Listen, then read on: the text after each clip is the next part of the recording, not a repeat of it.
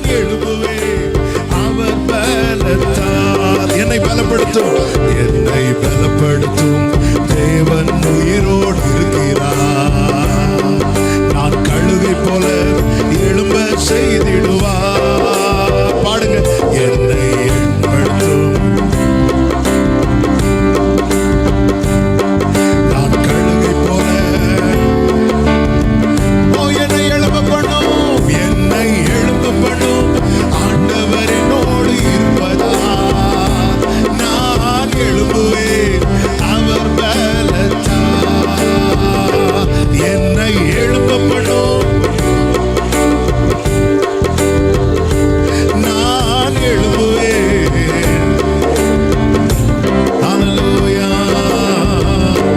என் வாழ்வை இடிக்கும் சத்துருவை காட்டிலும் என் வாழ்வை கட்டும் தேவன் பலமுள்ளவர். என் வாழ்வை இடிக்கும் சத்துருவை காட்டிலும் என் வாழ்வை கட்டும் தேவன் பலமுள்ளவர். சத்துரு இடிக்க எடுத்திட்ட காலத்திலும் வேகமாய் என்னை கட்டுவிப்பார். சத்துரு இடிக்க எடுத்திட்ட காலத்திலும் வேகமாய் என்னை, இப்ப சொல்லுவோமா, என்னை எழுப்பப்படும் ஆண்டவர் என்னோடு இருப்பதா. நான் எழும்புவேன். ஆமென். என்னை எழுப்பப்படும்,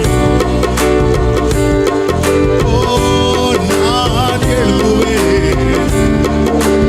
ஹல்லேலூயா, ஹல்லேலூயா, ஹல்லேலூயா. நான் எழும்புவேன் சொல்றது நான் ஆண்டவரை எந்த அளவுக்கு நம்புறேங்கிறத காட்டுது. ஹல்லேலூயா. ஆமென். சத்துருவை எனக்கு விரோதமாய் சந்தோஷப்படாது. நான் விழுந்தாலும் எழுந்திருப்பேன். நான் விழுந்தாலும் நான் எழுந்திருப்பேன். மிகா 7 சொல்லுங்க, நான் கர்த்தருக்கு விரோதமாய் பாவம் செய்தேன். அவர் எனக்காக வழக்காடி என்னை வெளிச்சத்திலே கொண்டு வருவார். நம்ம எப்போ விழுவோன்னு சத்துரு பார்க்க, நம்ம எப்போ எழும்போன்னு அவர் பார்த்துட்டு இருக்கிறார். ஆமென் சொல்லுங்க. வலது கை அப்படி உயர்த்தி சொல்லுங்க, என்னை எழும்ப பண்ணும் ஆண்டவர் என்னோடு. நான் பக்கத்துல 2 பேரை பார்த்து சொல்லுங்க, நான் எழும்புவேன் சொல்லுங்க. சொல்லுங்க, நான் எழும்புவேன் சொல்லுங்க. ஹல்லேலூயா. ஆமென். கிளாடி பாஸ்டர்ட்ட கேட்டால் அதான் சொல்லுவாங்க. பீட்டர் பாஸ்டர்ட்ட கேட்டால் அதான் சொல்லுவாங்க. நாங்க விழுந்த நிலைமையை பார்த்தா எழும்புறதுக்கு வாய்ப்பே இல்லை. சரி, தேவ திட்டம் பெரியது. நம்ம எங்க பிறக்கணும், எப்படி பிறக்கணும், ஏன் பிறக்கணும், இதெல்லாம் அறிந்து வைத்துட்டு தான் நம்மை பிறப்பித்திருக்கிறார். நம்முடைய லைஃபோடைய லாஸ்ட் பாயிண்டை எழுதி ஃபுல் ஸ்டாப் வச்சுட்டு தான் நம்மளை ஜெனிப்பித்திருக்கிறார். அதனாலதான் தாவீது சொல்லுகிறான், நான் உடைக்கப்பட்ட பாத்திரம் போல் இருக்கிறது உண்மைதான், ஆனாலும் என் காலங்கள் என்னை உடைக்க நினைக்கிற சத்துரு கையில் அல்ல, கர்த்தர் கையில் இருக்கிறது. என் வாழ்வை இடிக்கும் சத்துருவை காட்டிலும் என் வாழ்வை கட்டும் தேவன் பலமுள்ளவர். நீங்க பாடுங்க, என் வாழ்வை இடிக்கும், என் வாழ்வை கட்டும் தேவன் பலமுள்ள. ஓ சத்துரு இடிக்க எடுத்திட்ட காலத்திலும் வேகமா என்னை, நம்புறீங்களா? சத்துரு இடிக்க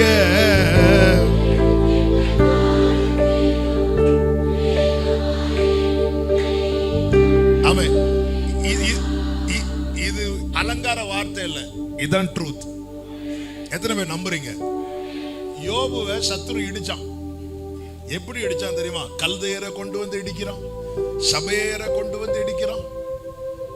நான் நினைக்கிறேன் யோபுவுக்கு எல்லாத்தையும் இடிச்சு முடிச்சதும் சாத்தா இப்படி வச்சிருப்பான், அப்பாடா முடிஞ்சது. இடிக்கிறது ஈஸியா, கட்டுறது ஈஸியா? என்ன கோரஸ்! கர்த்தர் உங்களை ஆசீர்வதிப்பாராக. Correct correct. இடிக்கிறது ரொம்ப ஈஸி. பெரிய பில்டிங் ஒரே ஒரு பாம்பு வச்சு முடிச்சு பார்த்துட்டு இருக்கும்போது 3 செகண்ட்ஸ்ல இல்லாம ஆயிரும். 1வது அதிகாரம் 2வது அதிகாரம் சத்துரு யோபுவை இடிக்க 2 சாப்டர் யூஸ் பண்றான். எல்லாம் இடிக்கப்பட்ட யோபுவை திருப்பி கட்டுவிக்க கர்த்தர் என்ன செய்தார் தெரியுமா? பைபிள்ல என்ன சொல்லப்பட்டிருக்கு தெரியுமா? கர்த்தர் யோபுவின் முகத்தை பார்த்தார். பார்த்ததும் யோபுவின் முன்னிலைமையை பார்க்கிறோம், அவனுடைய பின்னிலைமை 2 மடங்கா.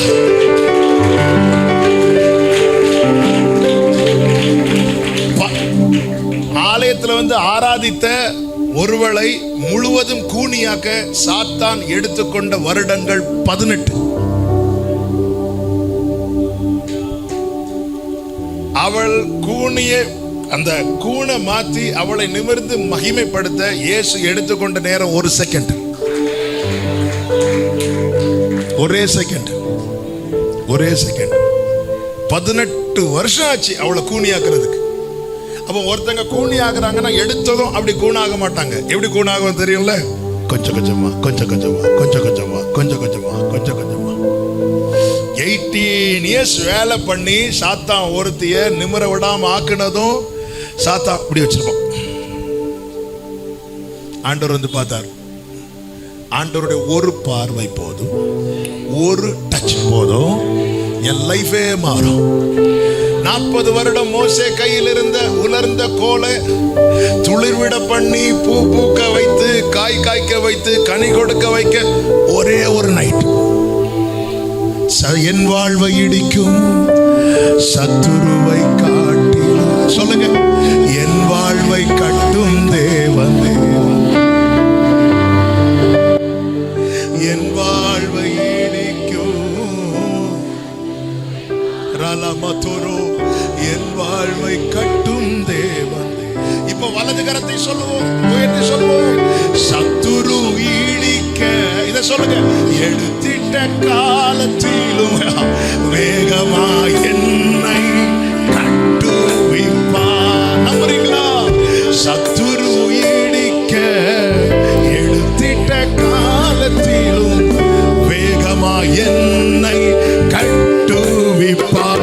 என்னை எழும்ப பண்ணும் ஆண்டவர் என்னோடு இருப்பதா நான் எழும்புவேன். என்னை எழும்ப பண்ணும் அவே நான் எழும்புவேன். ஹல்லேலூயா, ஆமென், ஆமென், ஹல்லேலூயா. எத்தனை பேர் நம்புறீங்க? உங்க தலையில அப்படியே கை வைங்க. நீர் தந்த இந்த வாழ்க்கைக்காக ஸ்தோத்திரம்னு சொல்லுங்க. என்னை இப்படி ஜெனிப்பித்ததற்காக ஸ்தோத்திரம்னு சொல்லுங்க. என் மேல் நீர் வைத்திருக்கிற உம்முடைய திட்டத்திற்காக ஸ்தோத்திரம்னு சொல்லுங்க. நீர் என்னை எழும்ப பண்ண போகிறதற்காக ஸ்தோத்திரம்னு சொல்லுங்க. ஹல்லேலூயா. என் பலன் ஒன்றும் இல்லை என்று நான் அறிவேன், அவர் பலன் இன்றும் குறையவில்லை. என் பலன் ஒன்றும் இல்லை என்று நான் அறிவேன், அவர் பலன் இன்றும் குறையவில்லை. பலத்தாலும் அல்ல, பராக்கிரமம் அல்ல, ஆவியினாலே என்னை பலத்தாலும் அல்ல, பராக்கிரமம் அல்ல,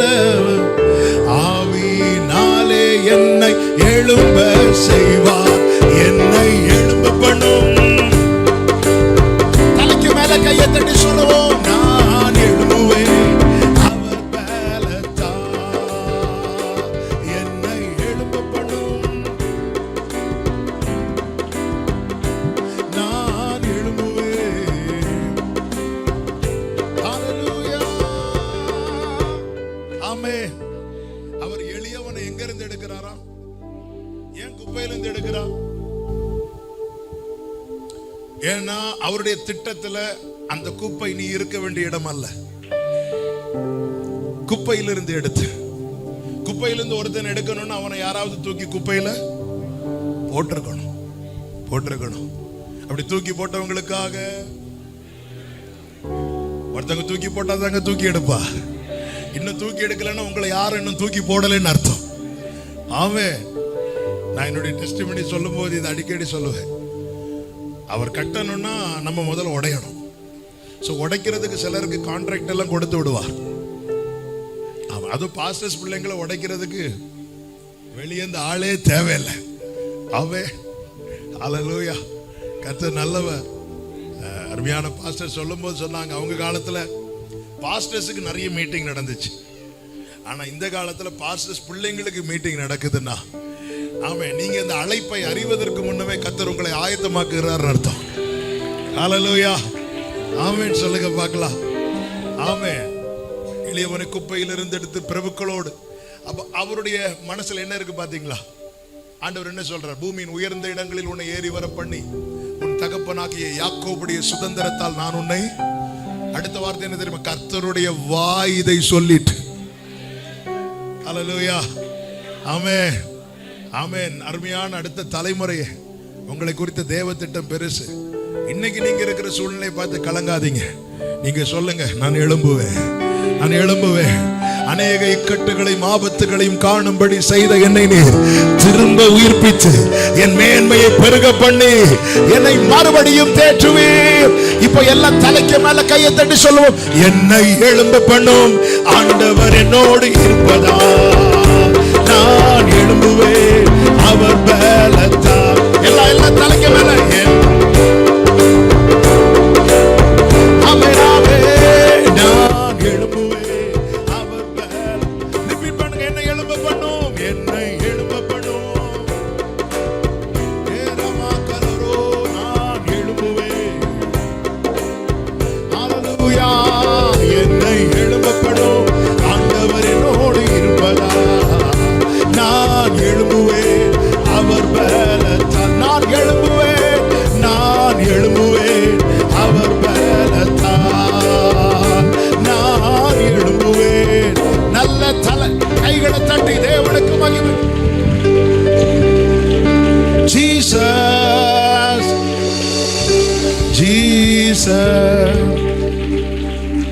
நன்றி ஆண்டவரே, நன்றி ஆண்டவரே.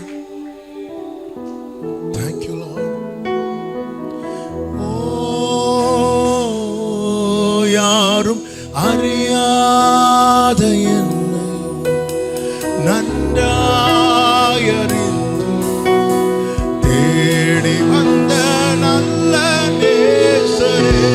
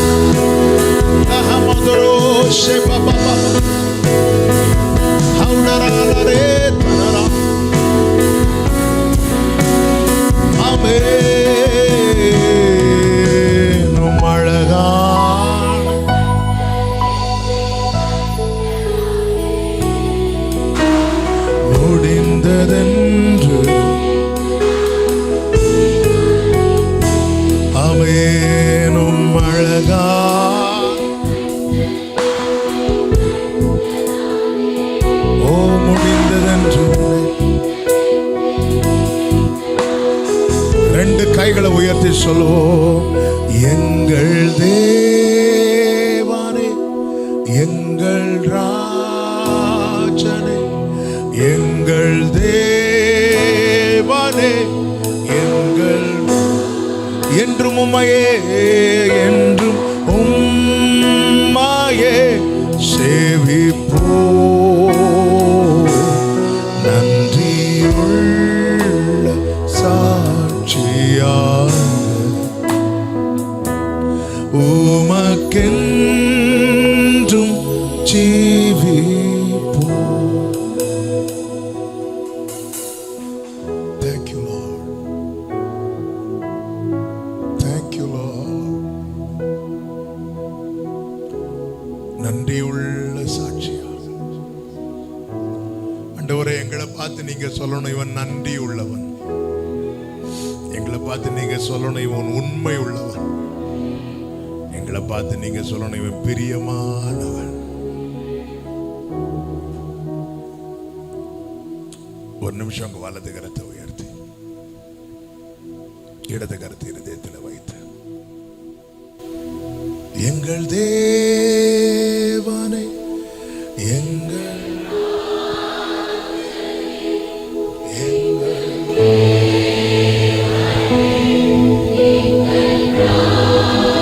என்றும் உம்மையே, என்றும் உம்மையே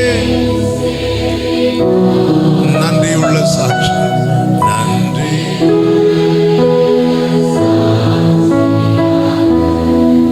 மலரே உம்மை, நன்றியுள்ள சாட்சியாக நன்றி. உமக்கென்றும் ஜீவிப்போம். அப்படியே கடைசிய கைகளை சேர்த்து ஹalleluya சொல்லுவோம். ஹalleluya, ஹalleluya ரபபலமோ ஷேமமலரோ.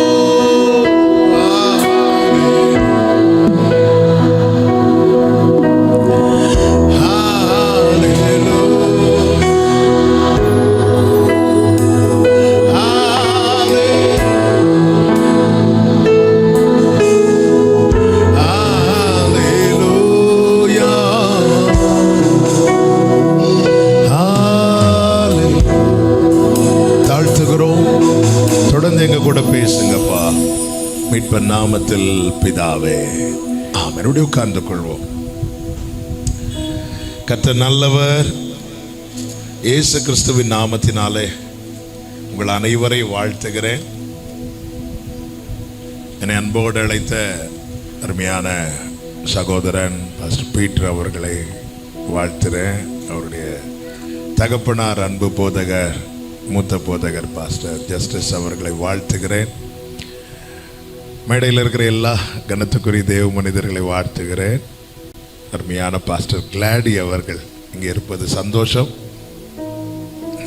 நீங்கள் 2 செய்தி கேட்க போகல, அந்த செய்தியினுடைய ஒரு தொடர்ச்சியை தான் நீங்கள் கேட்க போறீங்க.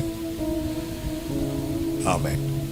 அவங்க சொன்னாங்க, எலும்புங்கிற வேர்டு சொன்னாங்க. அந்த வார்த்தையை வைத்து தான் நானும், ஆண்டவர் எனக்கு ஒரு செய்தி கொடுத்துருக்கிறாங்க. எனவே இது 2 செஷனில் ஒரே செஷன், 2 செய்தி கிடையாது. ஐயோ இன்னொரு செய்தியா அப்படி நினைக்காதீங்க. ஒரு சின்ன பிரேக் விட்டு மைக்கு என்கிட்ட கொடுத்தாங்க. நாளைக்கு உங்ககிட்ட இந்த மைக்கு வரும். ஆமே.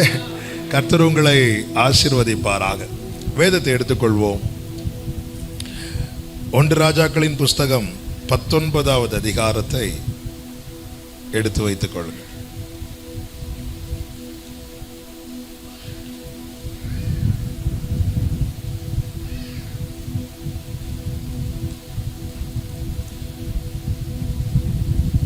நம்முடைய வாழ்க்கை என்பது ரொம்ப சவாலான வாழ்க்கை.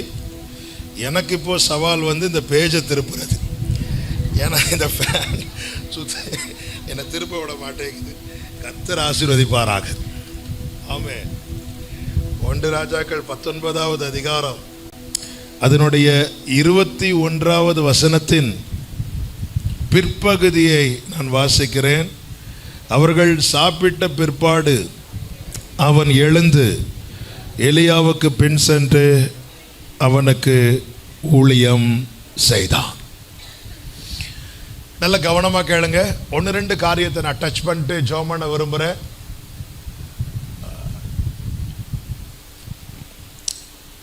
எல்லாரும் இந்த வார்த்தைகளை கவனிக்கணும்.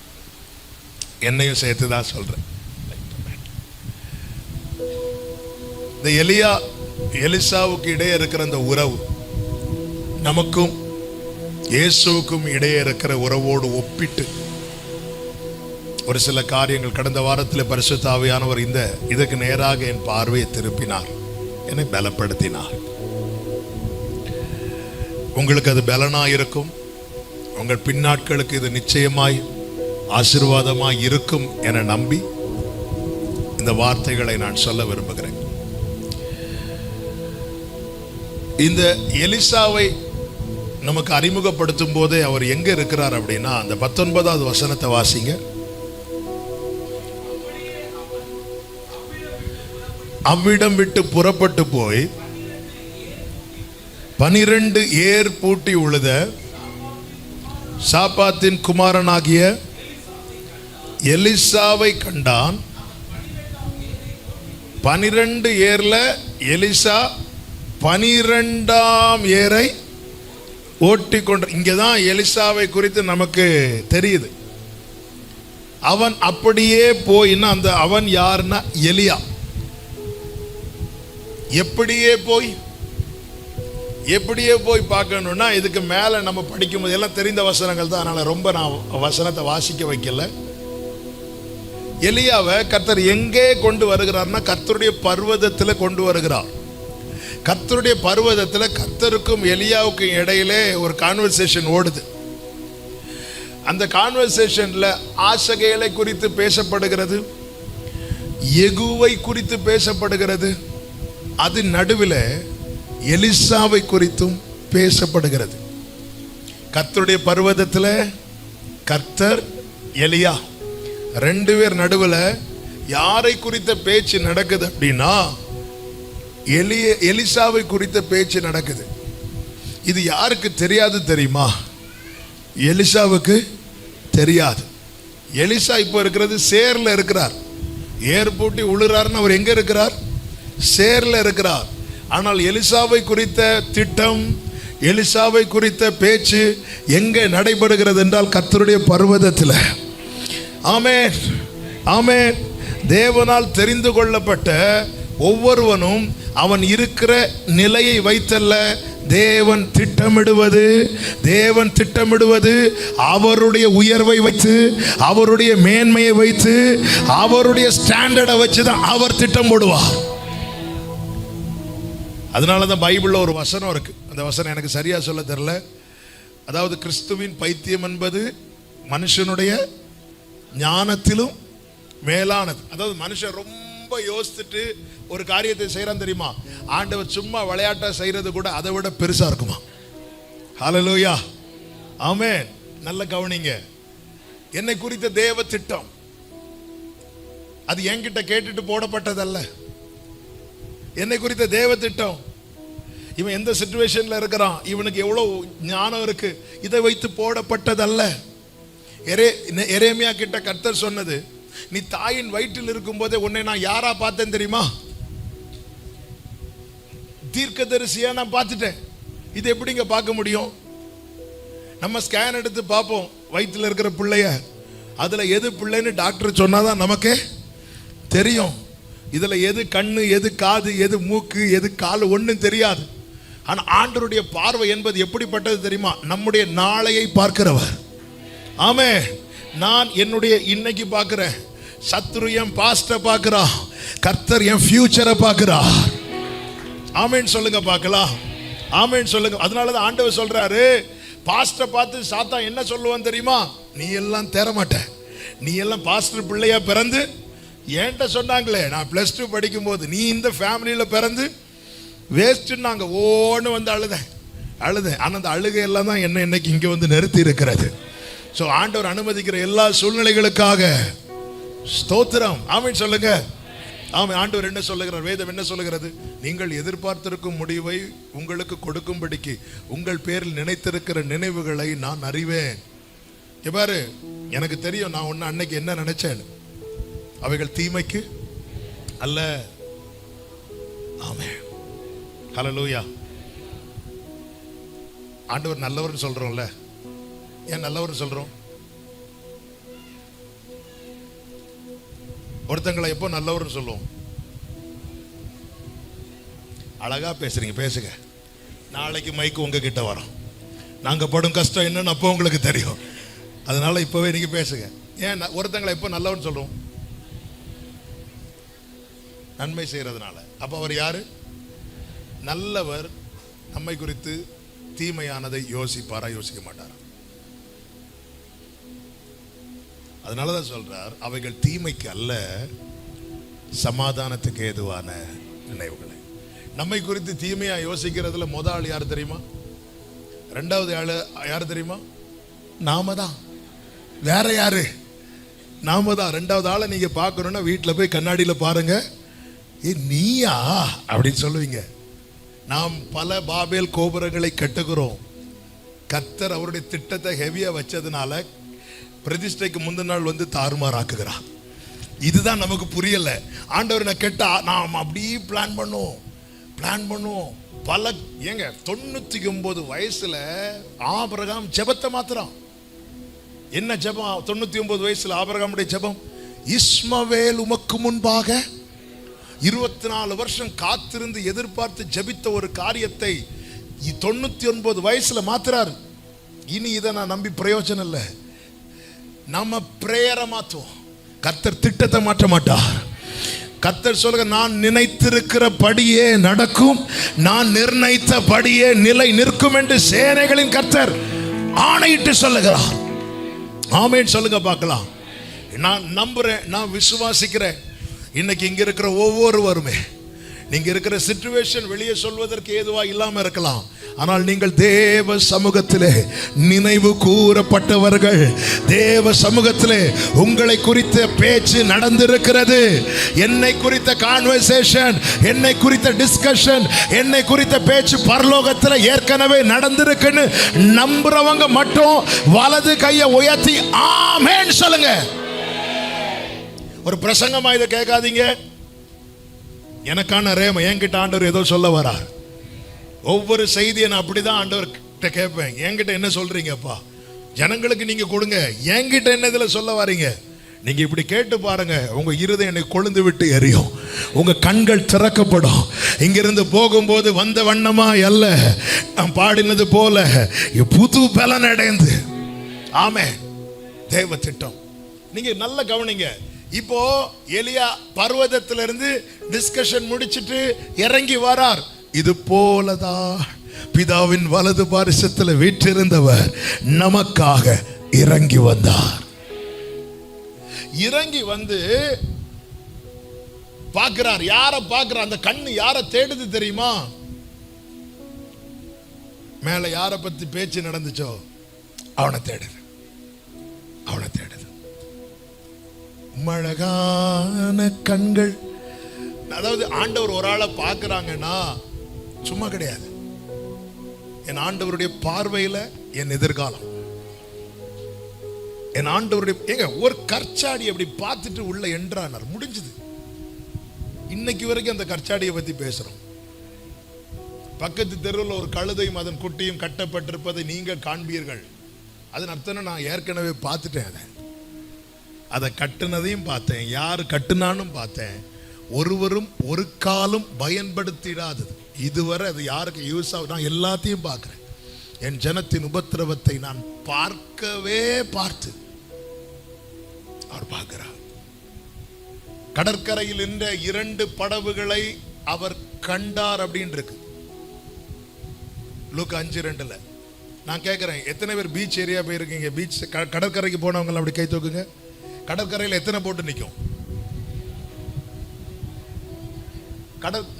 நம்ம பார்த்தா என்ன சொல்லுவோம்? கடற்கரையில் நின்ற 2 போட்டை கண்ட அப்படின்னு சொல்லுவோம். ஆண்டவர் அப்படி எல்லாத்தையும் பார்க்க மாட்டார். ஆண்டவர் கர்த்தர் ஒன்றின் மேல கண் வைக்கிறார்னாலே அங்க திட்டம் இருக்கிறது, அங்க திட்டம் இருக்கிறது. என்னை கர்த்தர் கண்டார் நம்புறவங்க மட்டும் ஆமேன்னு சொல்லுங்க. அப்போ உங்க மேல திட்டம் இருக்கிறது.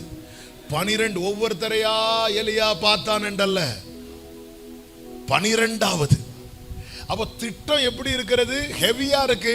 கீழே வந்து பார்த்தா எலிசா எங்க இருக்கிறார்னா மொத்தம் 12 பேர்ல எலிசா.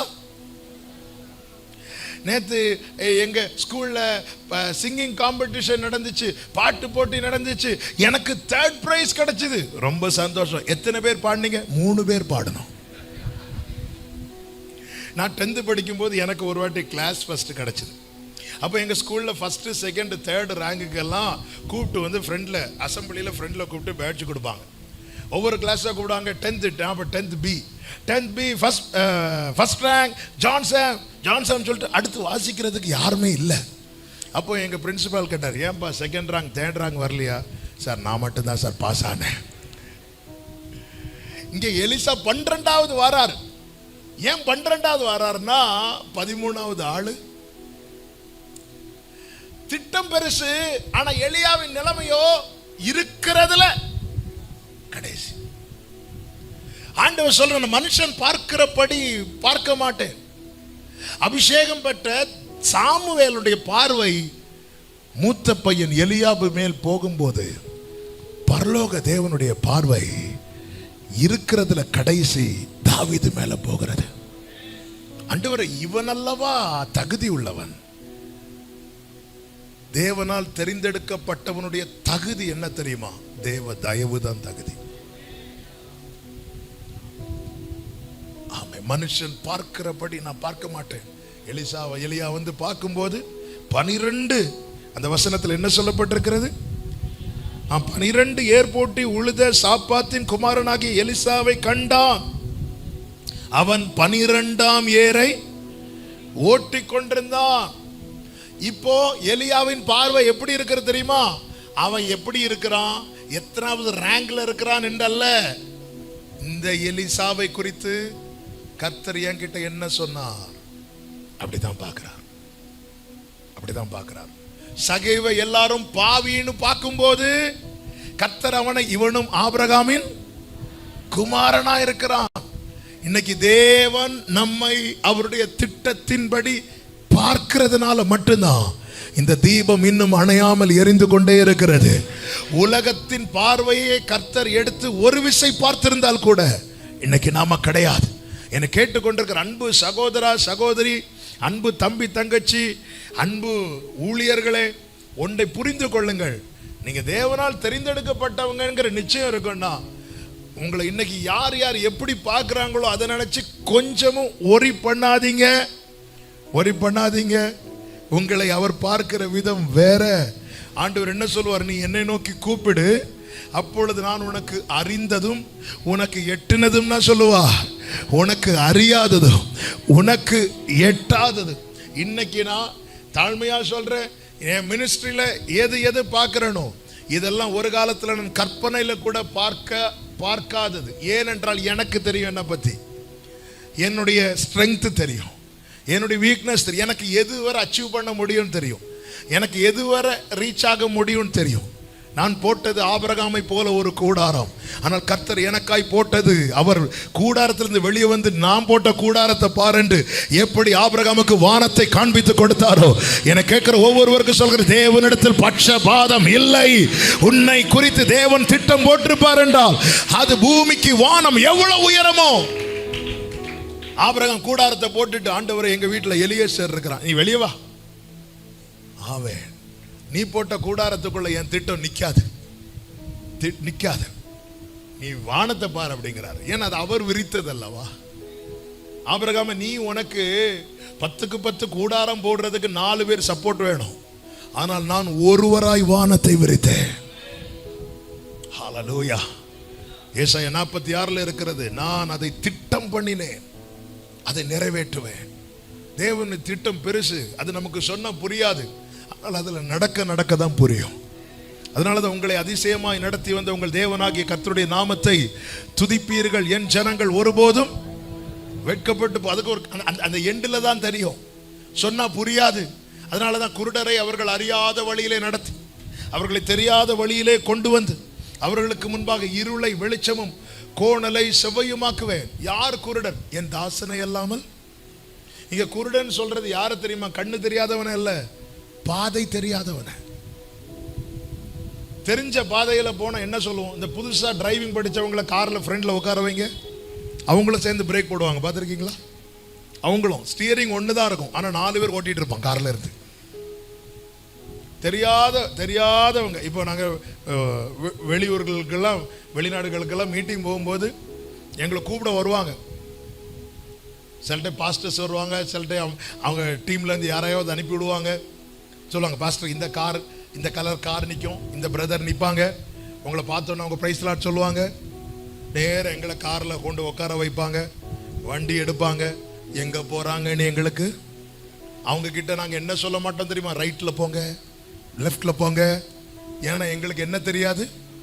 கண்ணு தெரியும், ஆனால் என்ன தெரியாது. நாங்கள் நம்பி அந்த வண்டியில் ஏறி உக்காந்துருந்து போயிட்டே இருப்போம். வண்டி இன்னும் டைமை தாண்டி போகுதுன்னா கொஞ்சம் ஸ்தோத்திரங்கள் எழும்ப ஆரம்பிக்கும். சரியான காரில் தான். இப்படி தான் நார்த் இந்தியாவில் ஒரு ஊழியத்துக்கு போனேன், அம்பாலாங்கிற இடத்துல. அப்போ நான் தங்கி இருக்கிற ரூம், பாஸ்டர் வந்து ஒரு ஸ்ட்ரீட்டில் மீட்டிங் ரெடி பண்ணுறார். அவர் சொன்னார், பாஸ்டர் நான் வந்துட மாட்டேன், நான் ஒரு பிரதரை அனுப்புவேன், அவர் கரெக்டாக 6:30லேருந்து 6:45 வந்துடுவார், அவர் வந்து உங்களை கூட்டிகிட்டு வருவார். அந்த பிரதர் பைக்கில் வருவார் அப்படின்ட்டாங்க. அதே போல் 6:45 ஆச்சு, வந்து கதவை தட்டுறாங்க. நானும் ஆள் வந்துட்டுன்னு திறந்து பார்க்குறேன். கோலியாத் மாதிரி ஒருத்தர் நிற்கிறார், நார்த் இந்தியன். அவருக்கு ஹிந்தியை தவிர வேற ஒன்றும் தெரியாது. எனக்கு ஹிந்தியில் அச்சாவை தவிர அவர் இடையில ஒரு நானும் ஆள் மாதிரி வந்துட்டாரா. ஆனால் இடையில அந்த பாஸ்டர் நேமை யூஸ் பண்ணதுனால இவர் அச்சா அச்சான்னு சொல்லிட்டு நான் என்ன பண்ணிட்டேன், அவருக்கு பின்னாடி பைக்கில் ஏறி உக்காந்துட்டேன். வண்டி போகுது 10 நிமிஷம் ஆச்சு, 20 நிமிஷம் ஆச்சு, 30 நிமிஷம் ஆச்சு. எனக்கு என் குடும்பம், என் மனைவி, என் மகள், என் சபை எல்லாமே கண்ணுக்கு முன்னாடி வந்து போகுது. ஆனால் அவர்கிட்ட எனக்கு ரூட்டு சொல்ல தெரியாது. நான் என்ன பண்ண தெரியுமா? அமைதியாக பின்னாடி சோத்திரம் பண்ணிட்டு இருந்தேன். கரெக்டாக கொண்டு போய் விட்டார். ஆண்டவர் சில நேரத்தில் நம்மளை இப்படி தான் நடத்துகிறார். ஏன்னா நமக்கு தெரியாது. நமக்கு தெரிஞ்சதெல்லாம் பெலிஸ்தியர் தேச வழியாய் போகிறது சமீபம். நமக்கு தெரியாது சிவந்த சமுத்திரத்துக்குள்ளே நமக்காய் தேவன் வைத்திருக்கிற பாதை. ஆனால் அந்த வழியாய் நாம் திரும்பும் போது நமக்காக ஒரு காற்று வீசப்படும். ஆமே, அப்பொழுது இந்த சமுத்திரம் 2ஆக பிளந்து, ஹல்லேலூயா. ஆனால் நான் அந்த ட்ராக்லயே இல்லைன்னா அந்த பாதை தெரியவே தெரியாது. நான் அந்த ட்ராக்ல வரணும்னா நான் பார்த்து வச்ச சில காரியத்தை விட்டு ஆண்டவர் என்னை திருப்புவார். அதுதான் ரொம்ப கஷ்டமா இருக்கும். இந்த இடத்த நான் வாங்கணும்னு பார்த்து வச்சிருந்தேன், இந்த ஜாப் எனக்கு தான் கிடைக்கும்னு பார்த்து வச்சிருந்தேன். நம்ம பார்த்து வச்சிருக்கிற சில காரியத்தை விட்டு கர்த்தர் திருப்புறாருனாலே புரிஞ்சுக்கோங்க, நாம் பார்க்காத சில நன்மைகளை கர்த்தர் நமக்காய் ஏற்கனவே பார்த்து வைத்திருக்கிறார். ஆமென் சொல்லுங்க பார்க்கலாம். இங்கே கவனிச்சிங்கன்னா தெரியும். அதாவது தெரிந்து கொள்ளப்பட்ட நீங்கள் இருக்கிற சூழ்நிலையை வச்சு உங்களை வேல்யூ பண்ணாதீங்க. நீங்கள் எவ்வளோ ப்ரெஷியஸுங்கிறத நான் இயேசுவின் நாமத்தில் உங்களுக்கு சொல்லிக் கொடுக்க விரும்புகிறேன். எலிசாவை எலியா கண்டான். அடுத்த வார்த்தை என்ன சொல்லப்பட்டிருக்கிறது தெரியுமா? அவன் இருக்கும் 19, அவன் இருக்கும் இடம் மட்டும் போய் அவன் மேல். இப்போ நான் கேட்குறேன், எலிசா பெரிய ஆளா எலியா பெரிய ஆளா? எலியா தான் பெரிய ஆள். அப்ப யாருக்கிட்ட வரணும்? எலிசா எலியா கிட்ட வரணும். இதுதான் உண்மை. நீங்க அப்படியே 18வது எடுக்க வேண்டாம். 18வது அதிகாரத்தில் பார்த்தீங்கன்னா ஒபதியா கிட்ட 18:8 ஒபதியா கிட்ட எலியா சொல்லுவான், உன் ஆண்டவன். ஒபதியாவின் ஆண்டவன் யாரு சொல்லணும்? ஆகாப். ஆகாப்ட என்ன வந்து பார்க்க சொல்ல. ஆகாப் யாரு? ராஜா. ஆகாப்ட என்ன வந்து பார்க்க சொல்லு. இந்த நியூஸ் போனதும் ஆகாப் எலியாவை பார்க்க போறான். ஆகாப் யாரு? ராஜா. எலிசா யாரு? 12 சொல்லுங்க, கடைசின்னு சொல்லுங்க, கடைசின்னு சொல்லுங்க, சும்மா சொல்லுங்க, கடைசி. உண்மையில ஆகாவே எலியாவை தான் வந்து பார்க்கணும்னா எலிசா ஏமாத்திரம், எலிசா ஏமாத்திரம். ஆனா இங்கதான் தேவனுடைய பார்வையை ஒரு தேவ பிள்ளை புரிஞ்சுக்கிட்டா மட்டும்தான் எந்த சூழ்நிலையிலும் ஊழிய பாதையில நிக்க முடியும். ஹல்லேலூயா. ரதத்தில் வேகத்தில் போகிறவன் அல்ல கர்த்தருடைய பார்வையில் பெரியவன். தேவ திட்டமுடையவனே கர்த்தருடைய பார்வையிலே பெரியவன். ஹல்லேலூயா. ஆகாப வந்து பாருங்கிறான். ஆனா எலிசாவை அவன் இருக்கும் இடம் மட்டும் போய், நீங்கள் என்னை தெரிந்து கொள்ளவில்லை, நான் உங்களை தெரிந்து கொண்டேன். ஹல்லேலூயா. எசேக்கியேல் 16:6, நான் உன் அருகே கடந்து வந்த போது மிதிக்கப்படுவதற்கு ஏதுவாய் உன் இரத்தத்தில் கிடந்த உன்னை பார்த்து, நீ என்கிட்ட வந்ததுனால நான் உன்னை பார்த்தேன் இல்ல, நான் உன் அருகே. அதனாலதான் ஏசாயாவை கொண்டு கர்த்தர் எழுதி வைத்திருக்கிறார், பூமியின் கடையாந்திரத்திலிருந்து உன்னை நான் எடுத்து கொண்டு வந்து என்ன சொன்னேன் தெரியுமா, நீ என் தாசன். ஆழமான கிடங்கு, பயங்கரமான குழி, உளையான சேர், ஜலப்பிரவாகம், மரண இருளின் பள்ளத்தாக்கு, நாம் தூக்கி எடுக்கப்பட்ட இடங்களை பாருங்கள். யார் கை நீட்டினாலும் எட்டாத இடத்துல இருந்தோம். தேவன் தூக்கி எடுத்து நாம் இருக்கும் இடம் மட்டும் வந்து, அன்னைக்கு எலிசாவின் மேல் தன் சால்வையை போட்டான். கர்த்தர் தம்முடைய வஸ்திரத்தை நம்மேல் விரித்தார். ஆமென். நான் ஒரு பாஸ்டருடைய பையன். எங்க அப்பா pastor P Joyson. Pastor Justice அவங்களுக்கு நல்லா தெரியும். பாஸ்டர் ஜோசப் பாலச்சந்தர் அவங்க கூட நல்ல ஐக்கியத்தில் இருந்தாங்க, நல்ல நண்பர்கள். நான் சின்ன வயசுலேருந்தே ஒரு காரியத்தில் ரொம்ப ஸ்ட்ராங்காக இருந்தேன். என்ன விஷயம் தெரியுமா, தப்பி தவறி கூட என்ன பண்ணிடக்கூடாது. அப்படி யாராவது இருக்கிறீங்கன்னா வேற வாய்ப்பே கிடையாது, வழியே கிடையாது, நாளைக்கு மைக்கு உங்கள் கையில் தான். உறுதியாக இருந்தேன். எங்கள் அண்ணன் வந்து படித்து முடிக்கும் போது எங்கள் அண்ணன்ட்ட கேட்டேன், அண்ணன் என்ன பண்ண போகிறீங்க? ஆண்டவர் அழைச்சா நான் ஊழியத்துக்கு தான் வர போகிறேன்னு சொன்னாங்க. அப்போ நான் எங்கள் அண்ணன்ட்ட சொன்னேன், உங்களுக்கு வேற வேலையே இல்லையானே, போங்கண்ணே நீங்கள் வேற ஏதாவது பண்ணுங்கண்ணே. ஏன்னா எங்க அப்பாவே எனக்கு தெரியும், என்னையும் எனக்கு, அதாவது பாஸ்டர்ஸ் பிள்ளைங்களுக்கு பிளாட்ஃபார்ம் ஈஸியாக கிடைச்சிரும், ஆனால் நிற்க விட மாட்டாங்க, அது வேற. ஆனால் பிளாட்ஃபார்ம் நீங்க ஒரு நாள் பாடினா ரசிப்பாங்க, டெய்லி பாடினாதான். ஒரு நாள் பாடலாம், ஒரு நாள் கீபோர்டு வாசிக்கலாம், ஒரு நாள் பிரசங்கம் பண்ணலாம், ஆனா அடுத்து இவன் தான் வரும்போது தான் விறகு கடையில் இருக்கிற விரியன் பாம்பெல்லாம் வெளியே வரும், பவுல் கைய கொத்துறதுக்கு. அப்போ இதெல்லாம் பார்த்து நமக்கு இதெல்லாம் செட் ஆகாது, வேண்டான்னு சொல்லிட்டு இருக்கிறேன். 2007 நான் படித்து முடிக்கிறேன். என்னோட ஃபியூச்சருக்காக ஆண்டவர் சமூகத்திலேருந்து ஜெபம் பண்ணி அவர் அமைதியாகவே இருக்கிறார். ஒரு 2 வாரம் அந்த ப்ரேயர் போயிருக்கோன்னு நினைக்கிறேன். ஒரு புதன்கிழமை மாலையில் என் வாயில் அப்படியே ஜெபத்தை மாத்துறார். உம் சித்தம் மாத்திரம் எங்கள் நிறைவேற்றும், ஏசையா நீர் என்னை வழி நடத்தும், அப்படியே சொல்லி ப்ரேயரை மாற்றி என்னை அப்படியே அர்ப்பணிக்க வைக்கிறார். அர்ப்பணிச்சுட்டு அமைதியாக இருக்கிறேன். அப்போ மெதுவாக அப்பா சொல்கிறாங்க, நீ சர்ச்சில் வர்ஷிப் நடத்துங்கிறாங்க. வர்ஷிப் நடத்துகிறேன், ஆனால் மைண்டு போய் சீட் ஆகலை, நமக்கு ஊழியம்தான். அப்போ நான் என்ன அறியாமல் இன்னொரு ட்ராக்கை தேட ஆரம்பிக்கிறேன். அப்போ நான் கொஞ்சம் மியூசிக் பண்ணுவேன். அப்போ தான் நான் ட்ரிவாண்ட்ரத்தில் சவுண்ட் இன்ஜினியரிங் படிக்கிறேன். படிச்சுட்டு இருக்கும்போது அப்போ தான் என்னுடைய ஃபஸ்ட் ஆல்பம் நான் ரிலீஸ் பண்ணுறேன். அந்த ஃபஸ்ட் ஆல்பம், அப்போ அந்த ஃபஸ்ட் ஆல்பமுக்கு மியூசிக் நானே பண்ண ஆண்டவர் கிருபை செய்தார். அந்த சீடியை கொண்டு அங்கே போட்டேன். அங்கே போட்டதும் கேட்டுட்டு இருக்கிறாங்க. அவங்க கேட்டுட்டு சொல்கிறாங்க, நாங்கள் வந்து ஒரு அவார்டு ஃபிலிம் ஒன்று பண்ணுறோம், அதுக்கு நீங்கள் மியூசிக் பண்ணுங்க. அப்படி என்னுடைய ஃப்ரெண்ட்ஸ் 2 பேர் கேரளாவில் இருந்தாங்க, அவங்களும் நல்ல மியூசிஷியன்ஸ். அப்போ நம்ம சேர்ந்து பண்ணலாம் சொல்லிட்டு யாருக்கும் தெரியாமல் ஒரு ஸ்டெப் எடுத்து அங்கே வைக்கிறேன். அங்கே வச்சு ஒர்க்கும் ஸ்டார்ட் பண்ணியாச்சு. இங்கே நல்ல பிள்ளை மாதிரி ஒர்ஷிப்பும் பண்ணிட்டேன். ஆனால் எப்போ நான் கால் வச்சானோ அதுக்கப்புறம் எல்லாம் தலைகீழாக மாற ஆரம்பிச்சுது. அங்கே இருக்கிறவங்களுக்கு எனக்கும் பிரச்சனை வர ஆரம்பிக்குது. ஒரு புறம் பிரச்சனை வருது, இன்னொரு புறம் ஒருத்தர் என்கிட்ட அன்பை வந்து கூட்டி வழங்கிட்டே இருக்கிறார். அவர் வேற யாரும் கிடையாது, அவர் தான் ஆண்டவர்.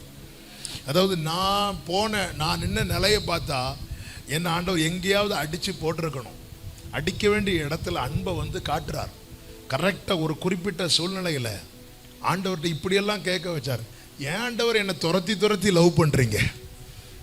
ஆமென். ஏன் ஆண்டவரை, நான் எங்க வீட்டில் என்னை விட தகுதியுள்ள 4 பேர் இருக்கிறாங்க ஆண்டவரே, என்னையே ஆண்டவரே. ஆண்டவருடைய அன்பு, அதாவது என்ன வந்தாலும் ஊழியமே பண்ணக்கூடாதுன்னு இருந்த என்ன கடைசியில் எப்படி சொல்ல வச்சாரு தெரியுமா? இருந்தா ஊழியம் பண்றேன், இல்லைன்னா எடுத்துருங்க. இதுதான் ஆண்டவருடைய அன்பு. அந்த ரியல் லவ் நம்ம உணர்ந்துட்டோம்னு வைங்களேன், அடுத்து வேற எதையுமே செய்ய தோணாது. இந்த எலிசா கிட்ட எலியா வந்து நீ எனக்கு ஊழியம் செய்யணும்னு சொல்லவே இல்லை. எலிசா கிட்ட எலியா செய்த காரியமும் சொன்ன காரியம் ஒன்னே ஒண்ணுதான். எலியா வந்து தன் சால்வையை எடுத்து அவன் மேல எப்படி போட்டான். எலிசா எங்க இருக்கிறான்? சேற்றில் இருக்கிறான். எலியா எங்க இருந்து வருகிறான்? பர்வதத்திலிருந்து இறங்கி வருகிறான். இறங்கி வந்து தன் சால்வையை 2000 ஆண்டுகளுக்கு முன்பதாக நமக்காய் இறங்கி வந்த ஆண்டவராகிய இயேசு கிறிஸ்து ஏதோ ஒரு வஸ்திரத்தை அல்ல, தன் வஸ்திரத்தை. அதனாலதான் எசேக்கியேல் 16:8 சொல்லப்பட்டிருக்கிறது, என் வஸ்திரத்தை உன்மேல் விரித்தேன், இவ்விதமாய் நீ என்னுடையவளானாய். ஏன் கர்த்தர் எலியா கிட்ட என்ன சொல்லுவார்னா, ஆசகேலை அபிஷேகம் பண்ணு, ஏகுவை அபிஷேகம் பண்ணு, எலிசாவை அபிஷேகம் பண்ணுன்னு சொல்ற இடத்துல ஏன் எலியா வந்து சால்வையை போடணும்? எலியா சால்வை போட்டது நமக்கு இந்த மீட்டிங்ல வெல்கம் பண்ண ஒரு பொன்னாடை போடுவாங்க, அது இல்ல. தன் சால்வையை, தன் சால்வை. ஏன் எலியா எலிசா மேல சால்வை போடணும்? ஏன்னா எலிசாவின் ஸ்தானம் அப்படிப்பட்டது.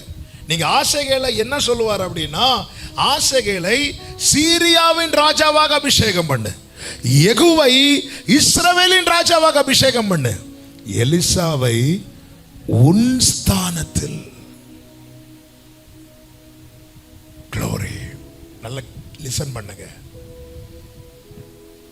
கர்த்தர் சேற்றில் 12வது நபரை எப்படி பார்க்க விரும்புறார் தெரியுமா? எலியாவே, நான் உன் ஸ்தானத்தில் வச்சு பார்க்க விரும்புறேன், உன் ஸ்தானத்தில். இப்போ அப்படியே கிறிஸ்துக்குள்ள வாங்க. அவர் ஏங்க வேற எதுவும் செய்யாம அவருடைய வஸ்திரத்தை நம்மேல் விரிக்கணும்? தூதர்களை எதை வைத்து உடுத்துவித்தாரோ அதை வைத்து உடுத்துவிக்க வேண்டியதானே? அதை செய்யாம அவருடைய வஸ்திரத்தை நம்மேல் விரிக்க ரீசன் என்ன? நம்மை பிதா குமாரனுடைய ஸ்தானத்திலே வைத்து பார்க்க விரும்புகிறார். இதுதான் ரோமர் 8:29 சொல்லப்பட்டிருக்கிறது. தம்முடைய குமாரனுடைய சாயலா இருப்பதற்கு கர்த்தர் என்ன செய்தாராம்? முன்குறித்திருக்கிறார். என கேட்டுக்கொண்டிருக்கிற அன்பு சகோதரா சகோதரி, ஆண்டவரே அவங்கள ராஜாவா வச்சிருக்கிறீங்க, இவங்களை இப்படி வச்சிருக்கிறீங்க, இவங்களை இப்படி. இங்க பாரு, உன்னை நான் என் ஸ்தானத்தில் வைத்திருக்கிறேன். இதை இயேசு சீஷர்களிடத்துல எப்படி சொல்லுவார் தெரியுமா? ஒருவன் எனக்கு ஊழியம் செய்தால் அவனை பிதாவானவர் கனம் பண்ணுவார். அடுத்த வார்த்தை சொல்லுங்க, நான் எங்கே இருக்கிறேனோ அங்கே அவனும் இருப்பான். இந்த பூமியில என்ன, ஒருவேளை நீங்க ஒரு டினாமினேஷன்ல இருக்கலாம், என்ன டினாமினேஷன்ல யாரும் மதிக்கிறதே கிடையாது, வேண்டாம். 12 நான் என்ன வந்தாலும் எத்தனை எக்ஸாம் எழுதினாலும் இருக்கிறதுலே லாஸ்ட் ரேங்க் எனக்கு தான். என்ன ஆகட்டும், தேவனுடைய அழைப்பும் அவருடைய கிருபை வரங்களும் மாறாதவைகள். என் மேல அவருடைய சால்வை, ரட்சிப்பின் வஸ்திரத்தை எனக்கு உடுத்தி நீதியின் சால்வையை தரித்திருக்கிறார். இப்போ என் திட்டத்தை அவர் வெளிப்படுத்திட்டார். என்ன திட்டம்? இங்க பாருப்பா, என் கூட நீ இருக்கணும். அப்ப அவர் கூட நான் இருக்கணும்னா என்ன செய்தா மட்டும்தான் அவரோடு இருக்க முடியும்? ஒருவன் எனக்கு ஊழியம் செய்தார், நான் எங்கே இருக்கிறேனோ. எங்க அப்பம் புசிக்க வந்தவர்களுக்கு அப்பத்தை கொடுத்தார்.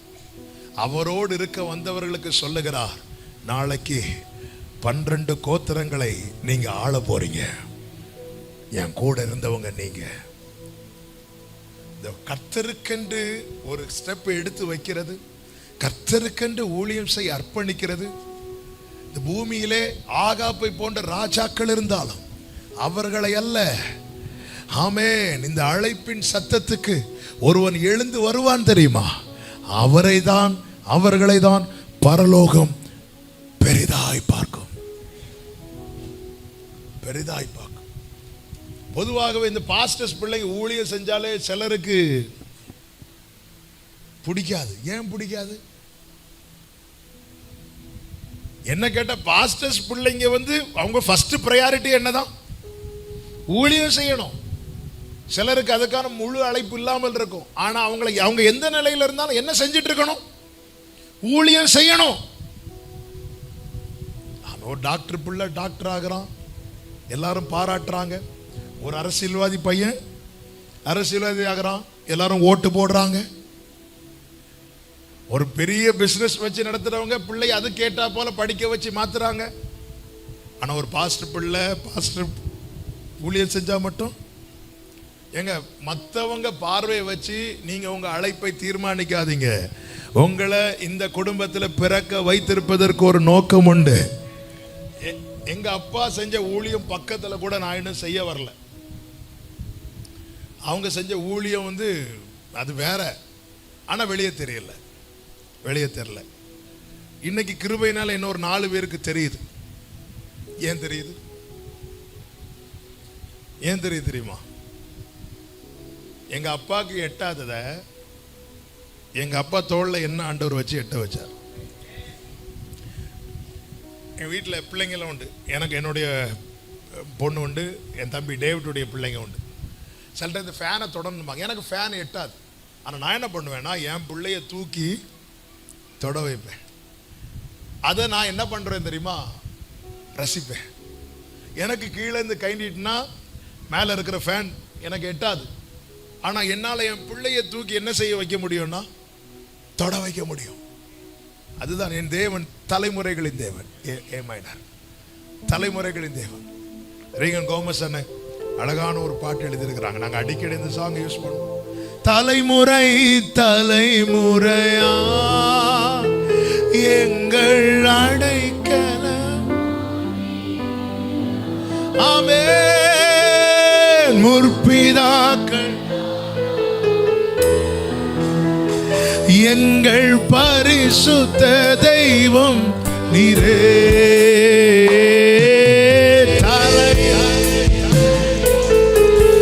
மலரே எங்கள் அடைக்கலம்.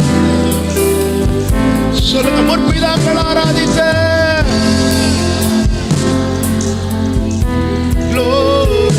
எங்கள் பரிசுத்த. ஆமென். நாம அந்த வாய்ப்பை தள்ளும் போதுதான் அது இன்னொருத்தங்களுக்கு போகுது. இந்த சத்தியத்தை பைபிள் நமக்கு போதிக்கிறது. சாமுவேலை ஆண்டவர் சமூகத்தில் 1வது அதிகாரத்திலே விட்டுட்டாங்க. யாரு? அன்னாள். ஆனா 2வது அதிகாரத்தில் வேர்டு ஃபுல்லா யாருக்கு தான் போகுதுன்னு ஓப்பனி பிணைகாசுக்கு தான் போயிட்டே இருக்கு. அவங்க தப்பு பண்ணும்போது ஒவ்வொரு ஆள் மூலமாய் கர்த்தர் பேசுறார். அவங்களுக்கு வாய்ப்பு கொடுக்கப்பட்டு கொண்டே இருக்கிறது. அவங்க இன்னும் இருதயத்தை கடினப்படுத்தி தூரமாய் போனதுக்கு பிற்பாடுதான் கர்த்தர் யார கூப்பிடுறார் தெரியுமா?